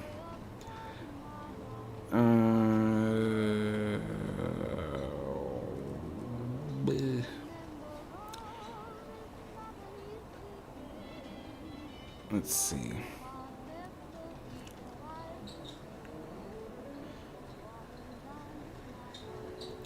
Nick Moore says, growing up in Long Beach area, I have an opinion on where they should move her to get more foot traffic, but at the same time, it's pretty much impossible to dock her elsewhere, in my opinion. Yeah, I'm going to take a wild guess. You're probably saying on the other side of the harbor, closer to downtown. But that's just my guess is what you're thinking. But a lot of people have said move her over to the downtown dock. And I have a few things about that. First of all, yes, she would technically be closer to foot traffic if she was closer to downtown. But here's the issue that I think a lot of people are forgetting. One, if she was parked over there, then the main view out her windows would be of the industrial area across the harbor. At least where she is now, most of the views are of the beautiful downtown vista. So they try to put people on the starboard side of the ship when they book hotel rooms and stuff, so that way they all face the beautiful vista. And then, of course, the restaurants on the ship face the beautiful vista. So that's good. But now imagine if you move the ship to the other side, you can't have too many, you can't put everybody that are getting rooms on the ship facing the dock, because even though that's the downtown side, if you moved it, I'm trying to say. So even though that would be the downtown side, you'd still have the facilities and stuff on the pier side, and it wouldn't look nice.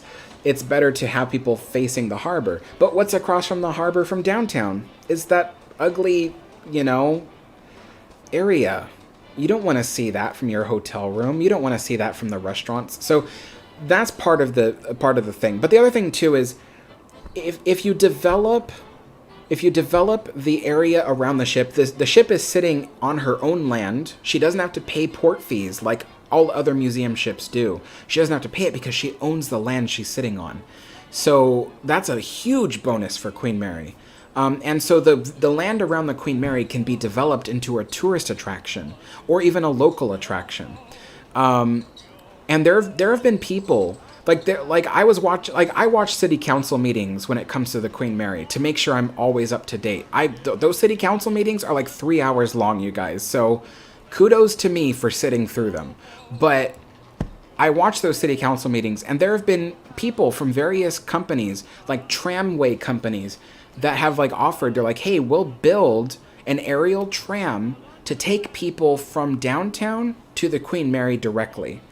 How cool would that be? I mean, I wouldn't get on it because I'm afraid of heights, but how cool would that be to be around the Aquarium of the Pacific area, hop on an aerial tram that gives you a bird's eye view of the harbor, takes you across the harbor directly to the Queen Mary. So there's been people who offered that. There was a monorail company that offered to build a monorail from downtown to the Queen Mary. There was a company that offered free shuttle service. I think there was a stipulation, but it would have been free to the people riding it. They offered a free shuttle service. There was some other company that offered to build like a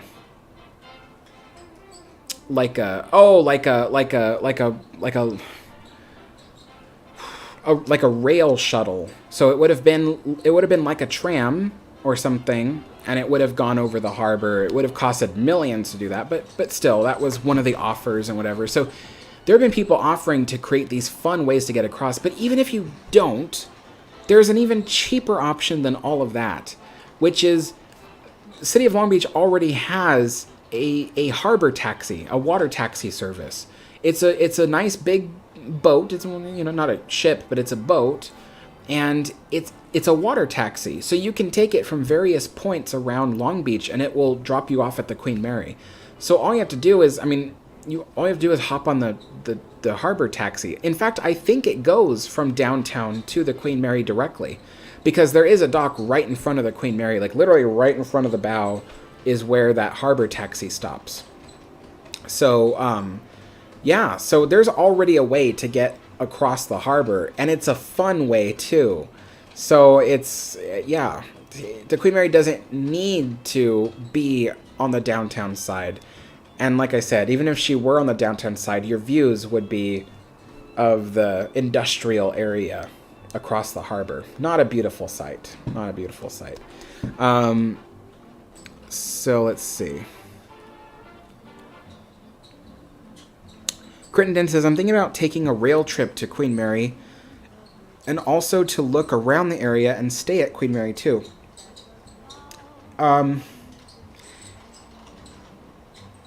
You will have a fun time if you just remember one thing. That the Queen Mary is not very well taken care of. So be aware that you will see a lot of poor maintenance on the ship. But if you can get around that, I think you'll really love your experience. I really do. I know I would. I would love to see the Queen Mary taken better care of, but I'd rather see her still there than not around at all. Oh.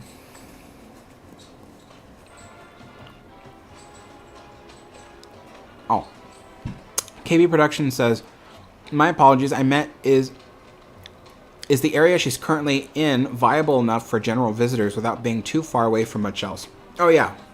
So it goes back to my water taxi thing and then the monorails or the skyways and stuff like that that get to and from. So you can have stuff like that to get people across the water. But the other thing too is if you develop the land around the Queen Mary and give people a reason to go there, they'll go there. They'll go there. The first thing starts off though with the very first thing that must be done, and I think a lot of companies are missing the mark on this. A lot of companies are like, we'll make Queen Mary successful if we develop the land next to the ship. No, that's a lie. They say that because they don't care about the Queen Mary. They just want to build their little complex on the land there. So they're trying to convince everybody by saying, but we don't have to do anything for the Queen Mary. All we have to do is build next to it. That's a lie. That will help. I will admit it will help, but it doesn't fix the problem. You guys, if you have a leaking pipe in your house, do you just go, oh, you know what we need to do is the pipe is hurting the wall is getting soaked with water. Let's fix the wall. It's like, no, that'll help a little bit, but it doesn't fix the fundamental problem of the fact that the pipe is leaking. So it's the same thing with the Queen Mary. The Queen Mary has some fundamental issues at hand, and you won't be able to fix those issues unless you address them first. So my whole thing is what these companies, what they should be doing first is going, okay, let's fix the fundamental issues for the reason why the Queen Mary doesn't get enough tourism. She gets a lot. She gets 2 million visitors a year, which any tourist attraction would love to have 2 million visitors a year. But the problem with Queen Mary is that she is not being managed correctly, so that money is going to waste. But yeah, so they need to fix the fundamental issues with what's wrong with the Queen Mary. And again, I'm going to have a video talking about my ideas for what I think will make them a lot of money and bring in a lot more people. Once those issues are fixed, and it's not that hard, it's just expensive, then they can start developing the land next to the ship. Because like I said, you don't solve a problem of a leaky pipe by just replacing the wall that is damaged by it. So that's the kind of thing. Nicholas says, my mother immigrated to this country in 1958 on the SS Liberté. I think it's Liberté? Is it Liberté? With the little mark on the end? That's pretty cool. Ivan says, Alex, rate my favorite room on Titanic out of 10. Café Parisien. I would give Café Parisien a good 8. Yeah. Matthew says, Queen Alexandra could be the name of a future Cunard ship. That's true. It could be. I have a feeling it won't be, though. Only because I feel like almost nobody knows who Queen Alexandra is, unless you're like a historian or a person who loves history. So I'm like, I have a feeling that they won't do it. As Karthik says, I would go with the name Lusitania, too. Yeah, but Edward, the first Lusitania didn't sink because there was something wrong with the ship. It sank because it was torpedoed.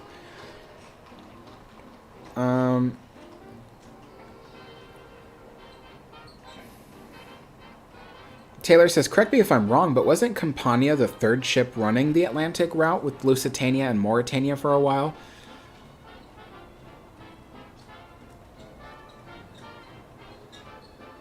I don't know. I was under the impression that Campania sank before Lusitania and Mauretania came around.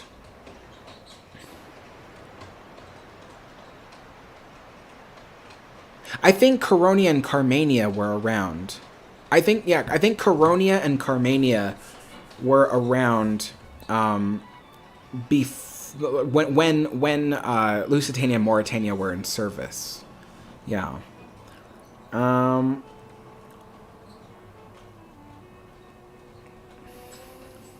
Let's see.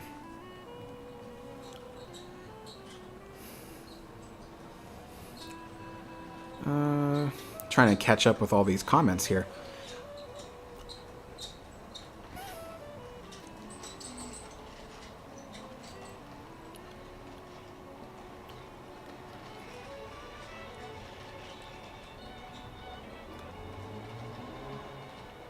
Nicholas says that I should do a live chat special on the history of the French line. First, I'd have to spend a long time researching the history of the French line, because I know nothing about it. That'll take a long time to research. I agree, Goofy Rolls.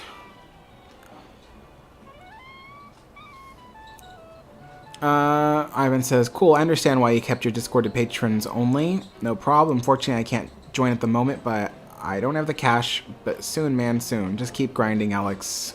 You're my favorite YouTuber. Oh, thank you. One of my favorite YouTubers. Thank you so much.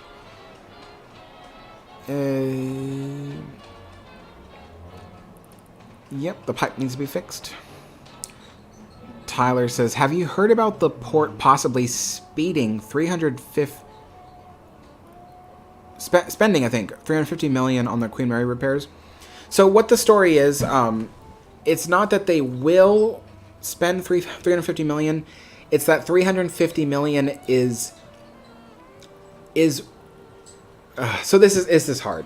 So the 350 million is not what's being spent on the ship. The 350 million is what the ship represents to the debt if the port were to take it over. And that has to do with various other fees and things. So it's not just the cost of the ship, it's the cost of the ship plus other various factors that contribute to the deficit. So that is what it is. So yes, they would end up spending 350 million if the port were to take over the Queen Mary.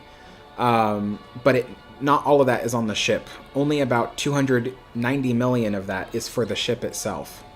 Yeah. It doesn't sound like it would be a good idea for the Port Authority to take over the ship. I used to say that it was a good idea, but that was before they finished their report. They were still running their report to figure out how it would fit in their finances. And right now it doesn't sound like it would fit in at all.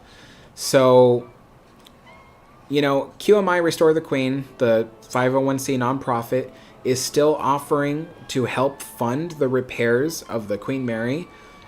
You know, we have methods of getting that funding. We have, you know, influential people who can help us get that funding. You know, we are fully prepared to help the city of Long Beach, you know, get as much funding as they want us to get to help the ship. All they have to do is just answer our emails, tell us how we can help, and who to write the check out to, as Mary Rower and Mike Rower often say. All they want to know is how can they help, who to write the check out to. That's all the city has to do. They want to help the ship. I think there are hundreds of people who've, between me and QMI, who have contacted us both, who have said, hey, how can we help the Queen Mary? There are hundreds of people that want to help. But there's no method, there's no vehicle for them to be able to help the ship because the city won't allow it for whatever reason.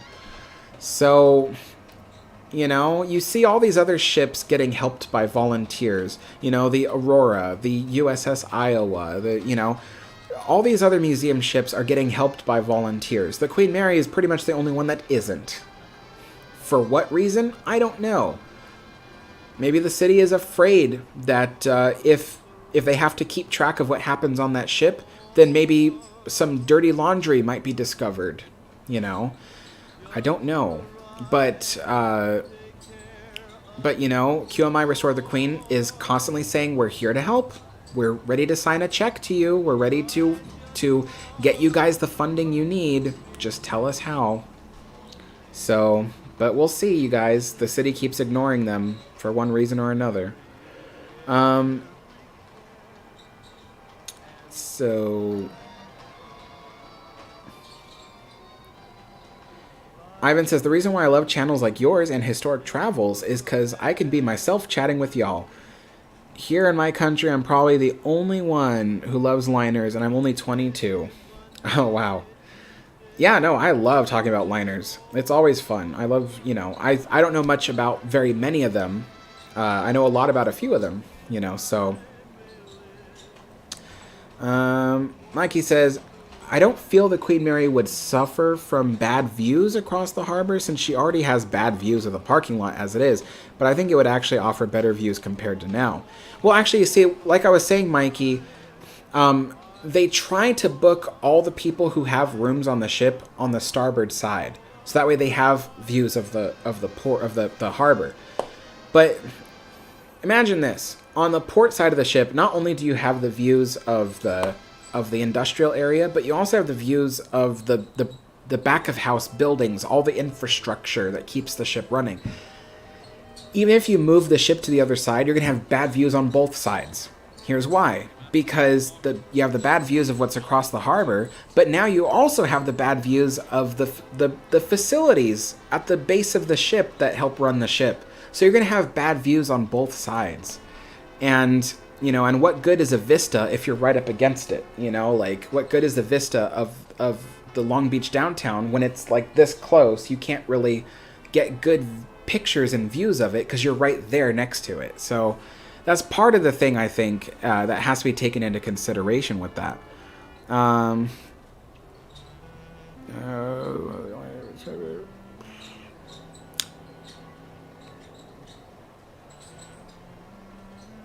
As Karthik says, actually, Queen Mary was not the only ship which could reach 32 knots. There were these destroyers which could go above 37 knots quite easily, and most of them could do it. Yep, indeed. But Queen Mary was, at the time, the only ocean liner that could do 32 knots.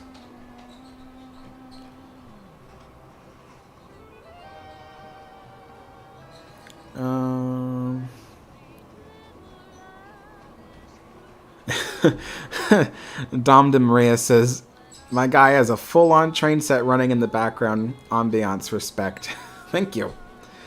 Edward Cole, dirty laundry means things that the city doesn't want you to know about because it may not be good for their reputation, or worse. So that's usually what dirty laundry means. So, yeah, I do believe that part of the reason why the city of Long Beach isn't letting QMI help or letting the public help the ship is because they're afraid some information that they're trying to keep secret might get released. I don't know what that information is, but that would be the first thing that comes to my mind is maybe they're trying to hide something and they don't want people to know. So, as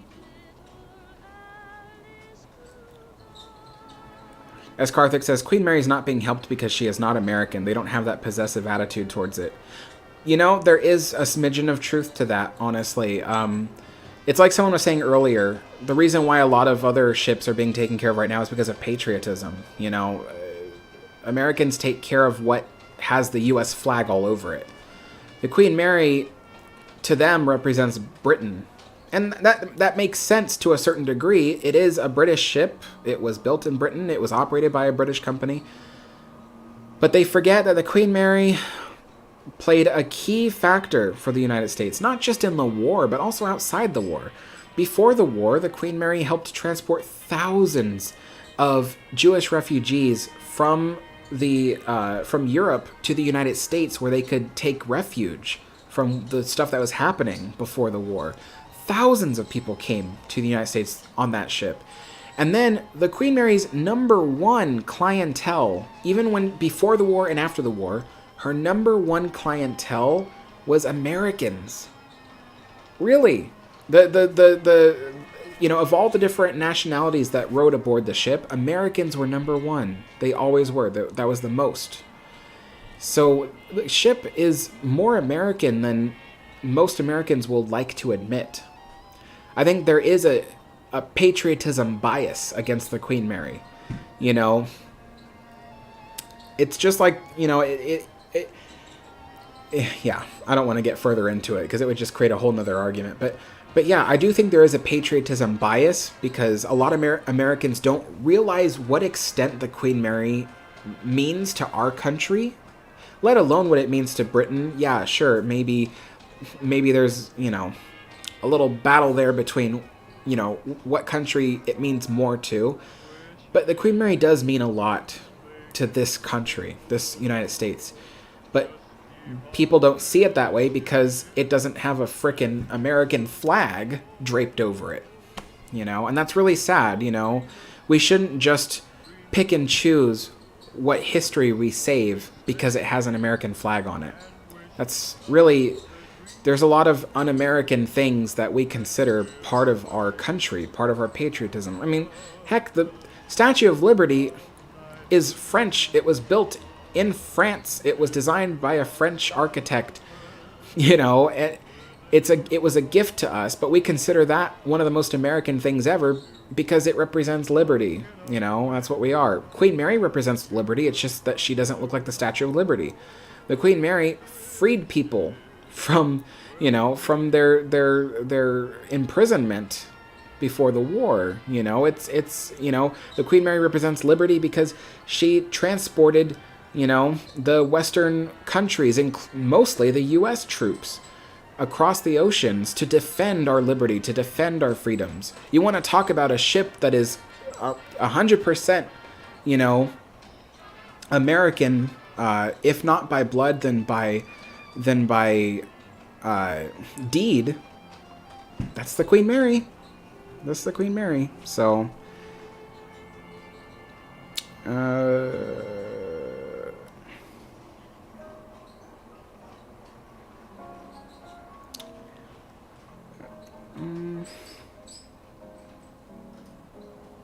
Fade asks, Alex, if you could choose any ocean liner that has existed and bring it back to life as a floating hotel, what would it be? I would choose the original Mauretania. Yeah. The original Mauretania, because the original Mauretania, I think, I just love it. And its service in World War II, it's another layer for me. I do like Olympic a lot. It would be a close call between Olympic and Mauretania for me, but I know everybody else would choose Olympic, so I'm going to choose Mauretania because it's that close. I'm just going to call it Mauretania.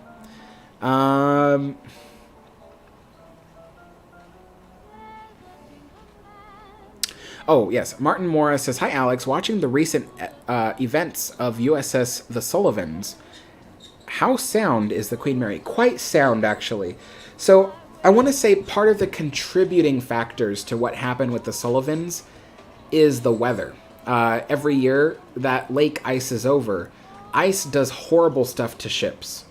And I think part of the contributing factor to why the Sullivans sank probably has to do with the vast weather changes with the ice and everything. The Queen Mary, pretty much year-round, Southern California doesn't change. I'm not even kidding. I lived in Southern California my whole life. I don't live there anymore, thankfully, but I lived in Southern California my whole life. There are no seasons. The seasons don't change. It's the same year-round. The only difference is that during winter you get more rainy days, but that's about it. You don't get icy weather and stuff down there. You don't get snow. It's just, it's depressing. But anyway, so the Queen Mary is really well taken care of due to the weather alone. Most of the time the air is pretty dry in Southern California. That prevents things like, like the the ship getting rotten by rainwater and other stuff like that. So, but I'm gonna now go into some points about evidence that the ship is actually doing better. There's this whole thing where people think for some reason that the ship's hull is as thin as tissue paper, and any moment it's gonna pop a hole and it's gonna like keel over and capsize.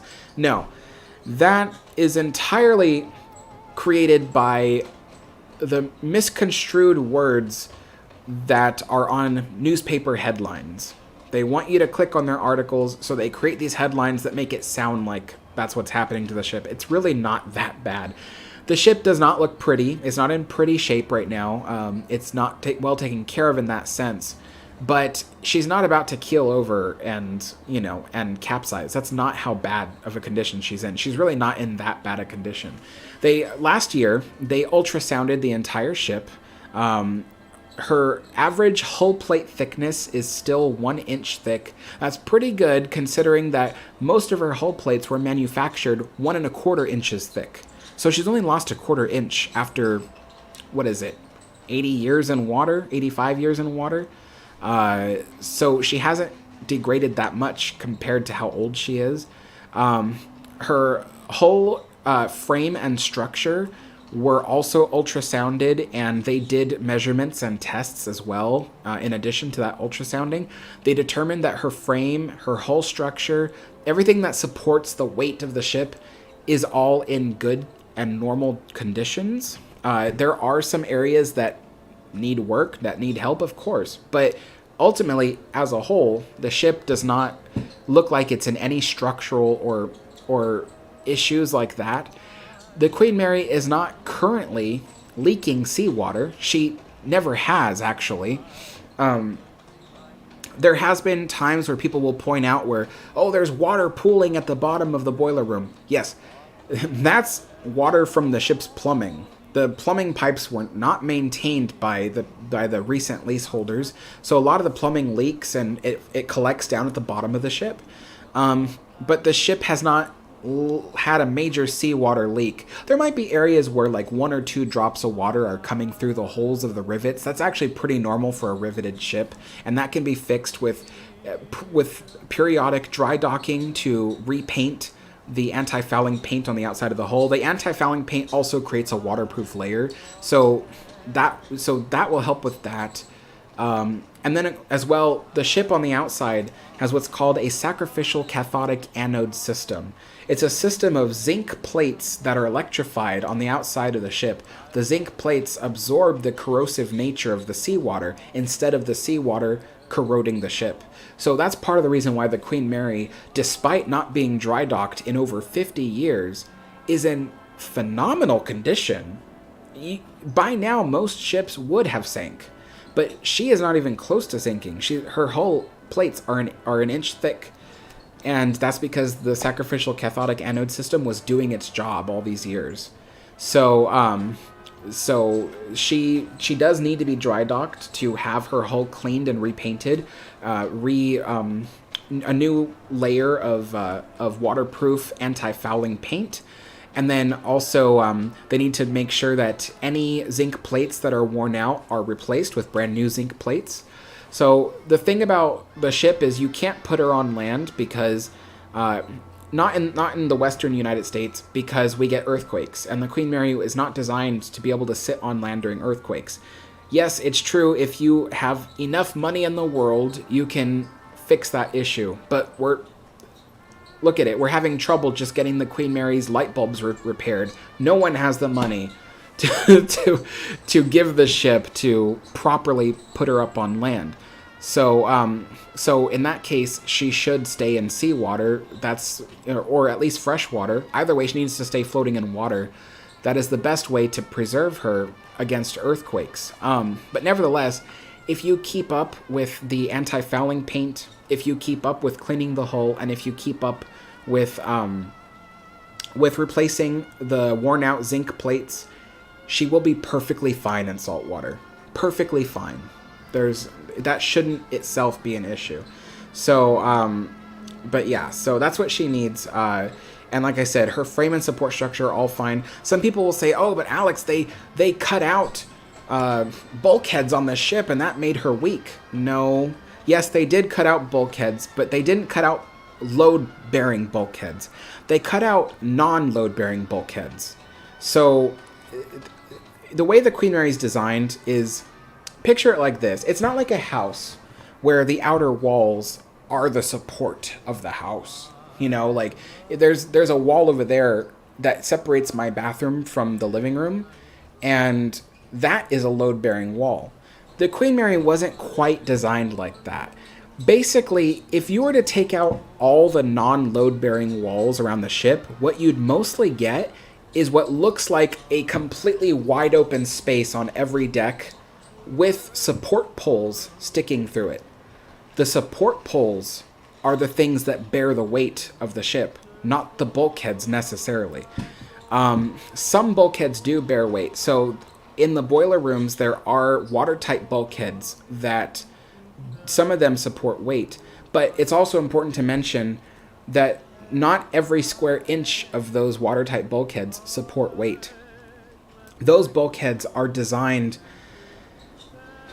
if you can imagine a load-bearing wall in your house, if it's a wooden house, like it is here in the United States a lot, every 16 inches is what's called a wooden stud, and that supports the weight of the wall. And everything else is just hollow. You can stick pipes, plumbing, electrical, insulation can fill that cavity as well. It's just empty in between the studs. Well, if you can imagine, the watertight bulkheads at the bottom of the ship of the Queen Mary are similar. So there are steel studs that are like huge, gargantuan steel girders, but those are the support, and in between them is like, I want to say 2 meters, 2 or sometimes even 4 meters between the studs. And all that is just steel plating for water tightness. But what they've done is those areas, they've carved around the steel supports. So they haven't carved through the steel supports, they carved in between them. So, yeah, so that's what I'm trying to say is that the ship is not in that kind of structural condition. And some people will say, but Alex, what about the first class swimming pool? That's a result of the carving out of the bulkheads. No, it's not. There's the swimming pool has 2 layers: the swimming pool tank and the cofferdam. The cofferdam is the steel structure that encloses the swimming pool tank. The swimming pool tank is what is corroded. The swimming pool tank is in a bad structural condition because of all the years of having salt water in the swimming pool. It's just corroded. But the cofferdam is just fine. The supports for the swimming pool room are just fine. There's no structural issues with the room. It's only structural to the tank of the swimming pool. And that has nothing to do with cutting holes in the ship. So the ship is not structurally unsound. But there's a lot of misinformation going out there about the ship. And people think it's structurally unsound. And then people add on to it with their own version of the story, and it just gets worse and worse every time someone retells it, to the point where someone told me, oh, the ship is already sunk, they're just pretending it isn't. And I'm like, where do you get this stuff? So it's just, yeah, it's silly. Sorry about going on a rant, you guys. It's just, I deal with this stuff every day. Like, I live, eat, and breathe I literally eat and breathe Queen Mary. So trying to get the truth out all the time it's a tiring job. Let's see. Ivan Joseph says, Alex, what's the name of the background music? You can find a link to the background music in the description of the video below. That will take you to a video that has all the music that is being played right now. Hey, Thomas, how's it going?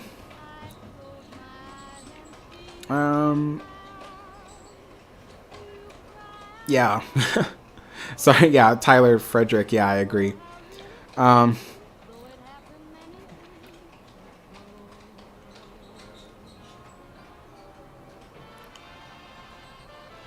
Yeah, Carl, we talked about the reason why the new Queen Elizabeth cruise ship is not called QE3.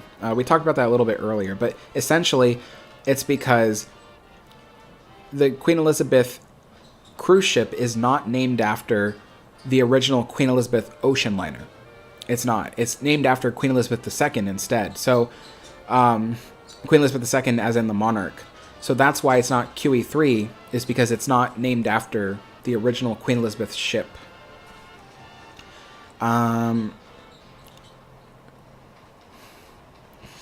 Ivan says, if you had a once-in-a-lifetime ticket, would you cross the Atlantic on the RMS Olympic or RMS Mauretania?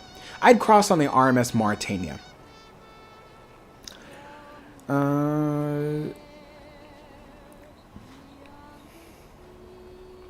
The Best Bernese says, does the Queen Mary use the same engines as Titanic? No, in fact. If anything, the Queen Mary's engines are more closely related to the RMS Lusitania and RMS Mauretania. The Queen Mary uses what are called steam turbine engines. So basically imagine a jet engine, but before there was ever a jet engine, there was a steam turbine.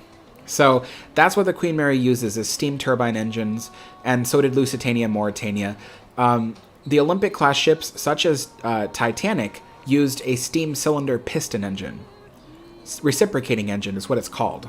That's the official name, is reciprocating engine.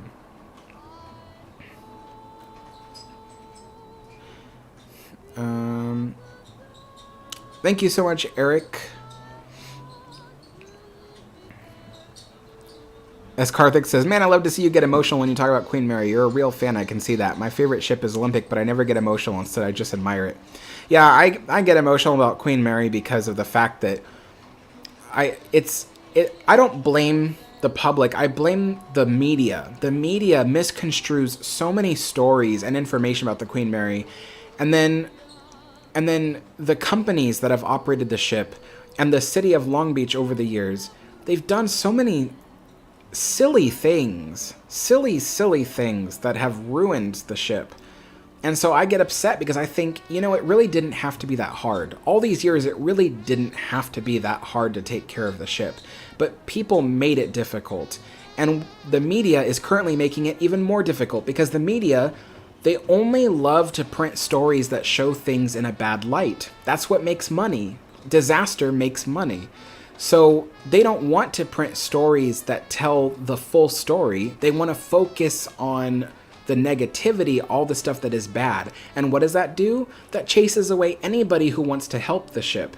Because then they go, oh, if that's how things are, then I don't want to invest my money in the ship. I don't want to invest my time in the ship.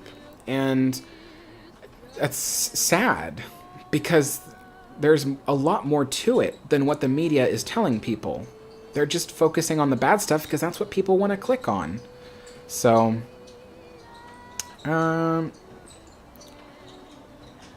let's see.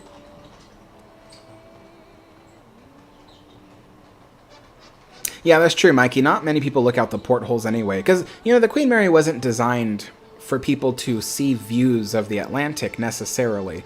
You had to go to specific areas of the ship to see the ocean. You had to be on the promenade deck or the sun deck or the sports deck to see the ocean. The ship was designed to make people forget that they were on the water, although the rolling probably reminded them.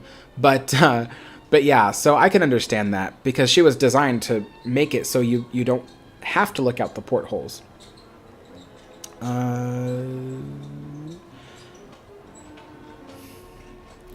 As Karthik says, Queen Mary cannot sink in her lagoon, right? No, there is a chance. There's always a chance of something, but she is not currently in bad enough condition to sink. That's basically it. Mike says, 2 hours into the stream, nice. Yeah, I know, I gotta end the stream soon. I gotta finish talking to you guys and then get going. Element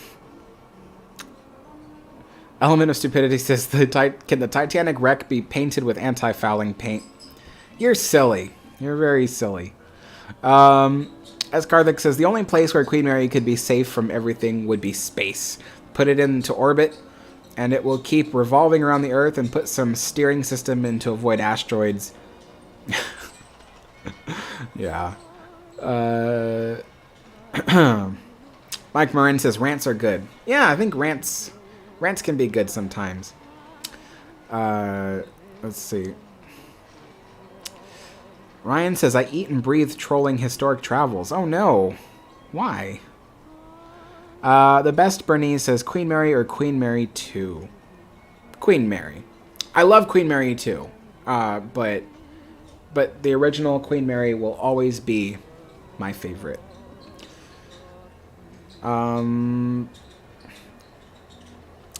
Martin says, does the ship still have its propellers attached to it? It only has one of its 4 propellers still attached. They removed the other 3 because they didn't need them on there.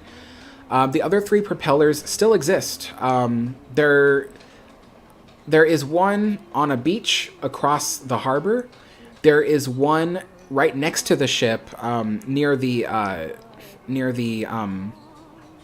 parking structure. And then there's a third one buried under a bunch of dirt near the freeway somewhere. I never located that one specifically because it's been buried under bushes and stuff. They were all put out to be, the 3 propellers of the 4 were all put out to be on public display so you could walk up to them and take pictures. But over the years, they've never maintained those display areas, so nature has taken over, and the one that's on Long Beach Beach is covered in sand. You almost can't even tell it's there. The one that's over by the parking structure is thankfully the one that's easier to see, but it's half buried in the plantings. Then the one that is near the freeway is almost impossible to see. That's why I don't know where it is exactly, because you can't see it. It's buried in dirt and bushes. But then the fourth propeller is still on the ship, and if you go into the propeller room of the Queen Mary, you can actually look down into the water and see that the last propeller is still attached to its original propeller shaft. That's a really cool sight.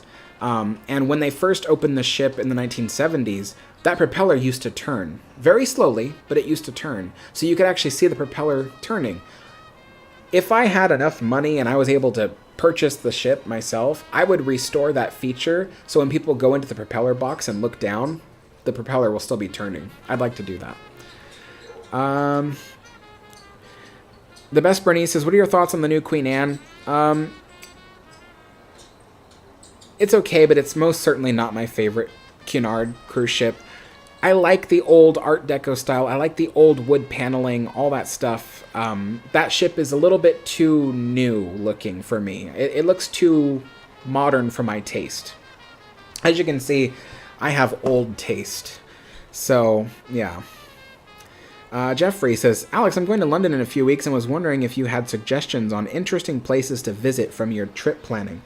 Yeah, depending on what you're into. So far, if you're into the same stuff I am, there's a place called the Kempton Park Steam Museum, I think it is. It's got a large triple expansion steam engine, about the same size as what was on Titanic, and not the same style, but the same size. And it used to operate as part of the powerhouse of that area. So that is still there. It's Kempton, I think it is, Steam Museum. Yeah. And that's right outside of London. Also in London is the HMS Belfast, which is a World War II ship, I think it is. Then there is... oh gosh, trying to remember this stuff all off the top of my head.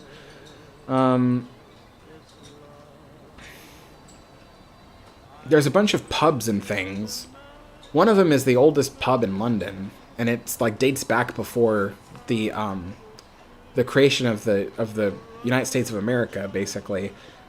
Beautiful looking building. I don't remember what it's called. Oh my gosh. Yeah, I don't know. Oh Lord. You'll have to email me or something. I'm sure I can put together like an email of list of things that I know about that you can go visit and see. But at the top of my head, I can't remember it. I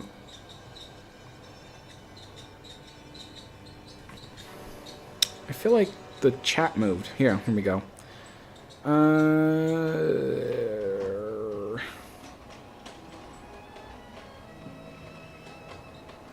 Carl says, what was the most popular liner to serve Canada during Queen Mary's golden years? Ooh.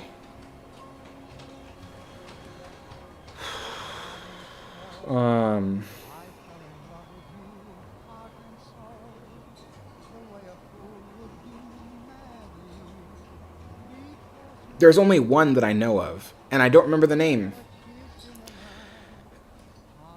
It was huge for a it was big for a Canada ship.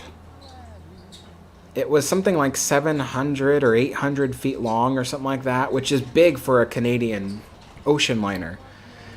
And it existed around the same time as Queen Mary, I want to say. It represented the flagship of the Canadian Pacific line.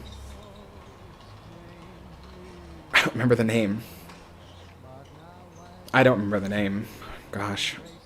Yeah. It was really, I wanted to make a video about it eventually, but yeah. Dangerous Brian says, how's it going? I'm loving your channel. Keep up with the good videos, even though I have not watched all of them. I also hope you enjoy the UK when you eventually visit. Thank you so much. The best Bernice says, if Walt Disney bought the ship, would it be a Disney resort? Probably today it would be, but if Walt Disney had purchased the ship and operated it, he would have operated it as an ocean liner. But yes, today probably the company would have turned it into a resort, and it probably would be unrecognizable today if they kept it. The Disney company is horrible with stuff that doesn't belong to them. They preserve things that belong to them, but when it's something that they didn't build, they just throw it out. Disney company is awful that way.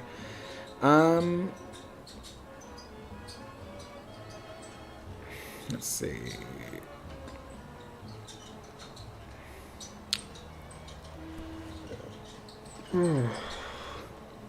Let's Build says, how many feet is there between the bottom of the Queen Mary to the seafloor? So between the keel and the bottom of the harbor on this where the Queen Mary is in her lagoon is more or less 12 feet. The reason why I say more or less because it really depends on the tide.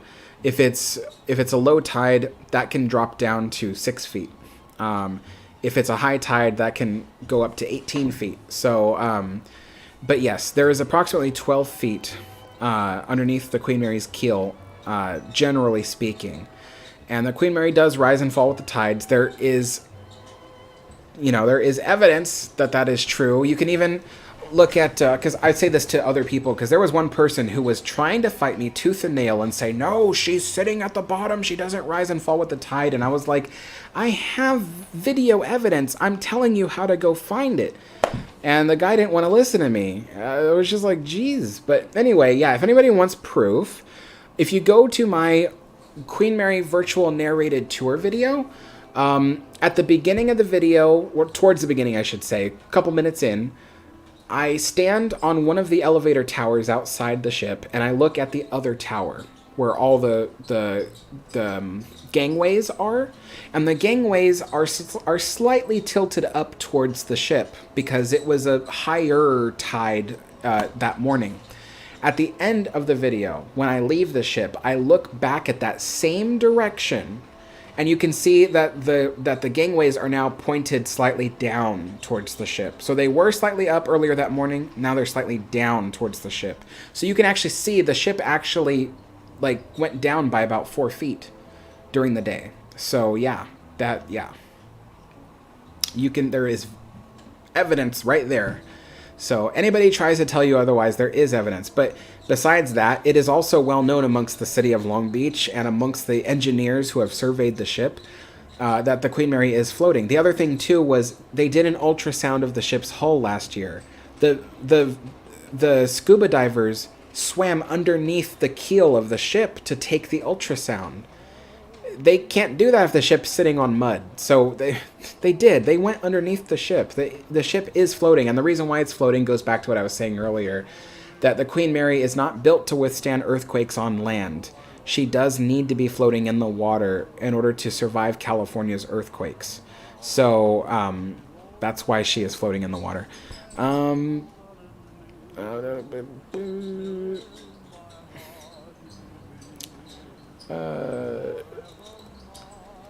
Martin says, I did have an opportunity to see that prop turning as a kid back in 77, 78. That's really cool. Yeah, I'd love to get that thing restored. Can you imagine? Even today, people would think that's cool. Like, Who wouldn't want to see the propeller turning? That would be so cool. It wouldn't be fast. It would be very slow so people didn't die if they fell in. But yeah, it would be really cool.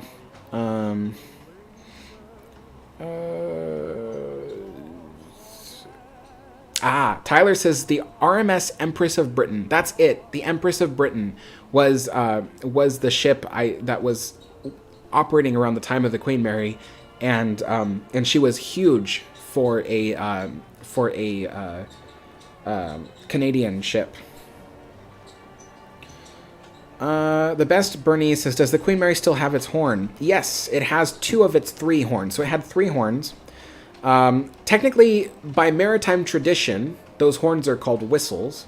But yes, it does have 2 of its 3 whistles. The 3rd whistle is on the Queen Mary too. So the current ocean liner that is traveling the oceans right now has one of Queen Mary's 3 whistles, which is really cool because you can look up videos of passengers who are on the Queen Mary 2 and they listen to the horns, and you can hear the fog horns going off first, then the Queen Mary 2's main horn, and then the Queen Mary 2's the original horn from Queen Mary 1 goes off last, and it's deeper and louder than the rest of them. It's really cool. It's a really cool. You should look it up, you guys. It's really cool. Let's see. Kira says, I love your channel. Please keep up the good work. I will, yes. And eventually I will do another tour of Titanic using Titanic Honor and Glory. I'm waiting for Titanic Honor and Glory to come out with their next update, because then I'll have something new to show people.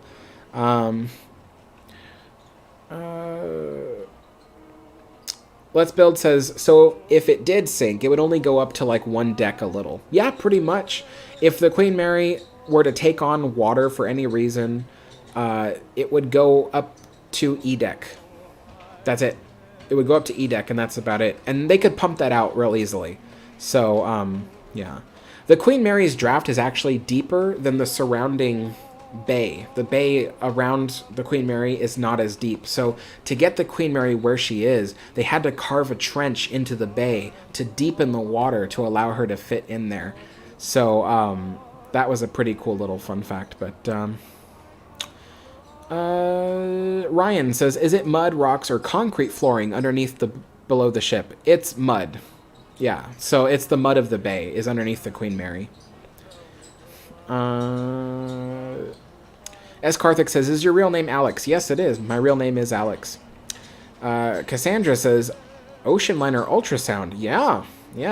Works similar. They have the big ocean. They have a big like ocean going ultrasound device that the divers will hold on to. It's got 2 handles, and it's got 2 like receptors or whatever it is. I don't know if they call those things.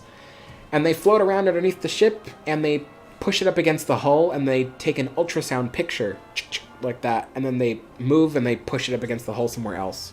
And yeah, that's how they do it.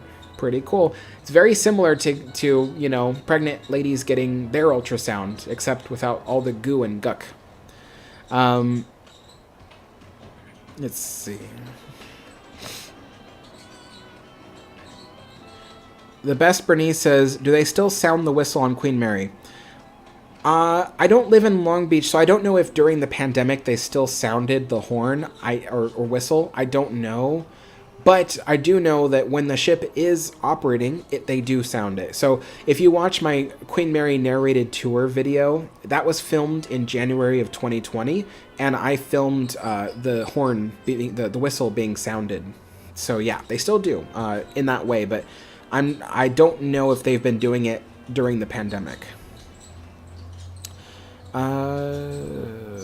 Yes, Kira, I've heard of the Empress of Ireland. Let's Build says, is that trench still there? Yeah, yeah, she's sitting in it. The Queen Mary is sitting in the trench that they had to carve out to let her sit, because like I said, all the area around the Queen Mary is very high. It's like, it's only at most 30 feet deep, but not even, it's more like 20. So, but the Queen Mary, they had to carve a trench to fit her in there, and she's sitting in that trench. So the depth of the water where the Queen Mary is almost 50 feet deep.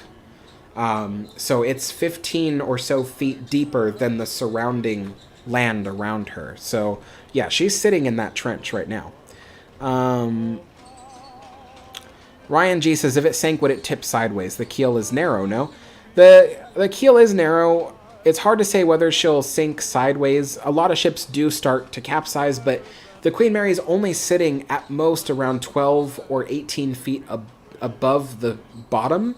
So if she tilted, she would just, if you could imagine the table here as the bottom of the bay, and she's like this, if she tilted, she would quickly just touch the bottom, and then she would flatten out. You know what I'm saying? So I don't think she would stay capsized for much longer than that. She would really just touch the bottom and then she'd flatten out. She wouldn't really full on like capsize. And that was part of the design, honestly. They knew when they designed that trench, they didn't want it to be too deep because if the ship for whatever reason ever took on water, they didn't want it to capsize, so they made sure it was very shallow, so that way she could just sit on the bottom if she ever took on water, and then they could pump her out real easily. Cassandra says, so is the RMS Queen Mary 2 considered as a granddaughter of the RMS Queen Mary? I think by ocean liner standards, not really, but I do. I think of all those ships as one big family, so to me, the Queen Mary 2 is like a little granddaughter of Queen Mary. Or big granddaughter, I would say. Big granddaughter.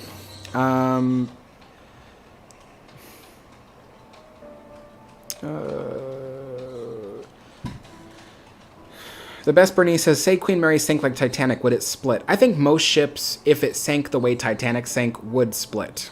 It wasn't just an issue isolated to Titanic. Ships aren't built to have half of it sticking out of the water. They're not built that way. They're huge. I was even talking on a previous live stream how ships, they're not solid objects the way we think of them. We think of a ship as being as solid as this plate. But on a massive scale, the size of a ship, it really acts more like a stiff piece of cardboard, honestly. Imagine you weighed down that cardboard. I don't even have a piece of cardboard here to show you, but on the scale of a ship the size of a Queen Mary, it doesn't act like a solid object the way this plate does. If I hold this plate like this, it doesn't bend and break. But ships like the Titanic and Queen Mary, because they're so huge, they really act more like a piece of cardboard. And if you weighed down that cardboard with a lot of weight, it would start bending and flexing and break. So that's the thing. That's the reason why Titanic broke in half. It wasn't designed to be sticking out of the water like that. And neither is any ship. No ship is designed to stick out of the water like that. So I think any ship that size or larger would have split in half or more pieces. I gotta finish this live stream soon. We're already going on 2.5 hours. My gosh. And we still have a lot of viewers. Wow. Let's Build says, what is the spot you are most worried about on the Queen Mary if she were to sink? Where would the hole be? That's a good question. Wow. Okay, so the most vulnerable place on the Queen... Ooh, should I even be saying this? What if someone goes down there with a bomb or something? If they go down there with a bomb, the whole ship's sinking anyway. But all right, so the most vulnerable place on the Queen Mary is actually the stern of the ship. And yes, Steve Ablonsi, if you're watching, I did get this from you. My friend Steve told me the most vulnerable area of the ship would actually be the engine room and the starboard shaft alleys. And the reason why is because most of the Queen Mary has a double hull. So that means that there's an outer layer, obviously, of steel. And then there's the framework, which houses also the ballast tanks. And then there's a top layer that we call the tank top. But that's also known as the inner hull of the ship. And so it's 2 layers. So that way, if the outer layer was breached, you still have an inner layer to protect the ship. Well, in the stern of the ship, where the engine room is and where the shaft alleys are, it's only 1 layer thick. Just like a lot of ships. Honestly, that's not a flaw. Most ships towards the engine areas have only 1 layer of thickness. That's normal. That's very normal. So the Queen Mary only has 1 layer of thickness there. That would be the most vulnerable spot, if any, because if there was a major leak on the outer hull, there's no inner hull to protect it. But that's why that area is its own watertight compartment. believe it or not. So if there was a flood there, the watertight compartments would hold that water. And right now, the watertight compartments are being checked, and a few of them are being repaired. So the ship should be able to prevent the spread of a water flood. I know a lot of people say, "Oh, but the Queen Mary has holes in its watertight compartments because they carved holes in them." Yeah, they're repairing some of them. So they did a just really quick. So a marine engineer who was hired by the city of Long Beach to figure out what repairs need to be done on the Queen Mary, because they only allotted $5 million towards repairs for the moment. So they said to the engineer, tell us the most important things that need to be done. So the engineer did all kinds of surveys. He's a marine engineer. He did all kinds of surveys of the ship. He determined that to prevent flooding from reaching the whole bottom of the ship, his computer identified, he did a computer model. The computer ran all kinds of simulations all over the bottom of the ship to see, like, if it flooded here, if it flooded here, if it flooded here, what needs to be done to prevent the flood from spreading. So the computer determined that there were only two watertight bulkheads that needed to be restored. So that is what the city of Long Beach is doing. They're restoring those two watertight bulkheads. I don't know which ones they are, but maybe when the ship reopens, I'll be able to tell you, because I know what they all look like now. But yeah, so they're restoring two of them, and the reason why is because those are really the only two at the moment that need to be restored to prevent flooding from spreading the ship. So, yeah. The Best Bernice says, what are the chances of Queen Mary going to New York one last time to dry dock? Well, that's the funny thing. Queen Mary never dry docked in New York. There isn't a dry dock large enough in New York for Queen Mary. The Queen Mary, when she used to dry dock on the eastern United States, she always went to Boston, to a naval shipyard in Boston. So she never dry docked in New York. So, but yeah, the chances of that ever happening again, zero. Absolutely zero. She would never make it to that dry dock. She would sink before she ever did. The reason why is because she's an old ship, and the motion of the ocean would do a number on her. So, yeah, trying to get through all these comments as quickly as I can. How old is the Queen Mary? Parts of her are 92 years old, but her maiden voyage was 85 years ago. So, yeah. Yeah, but her keel is 92 years old.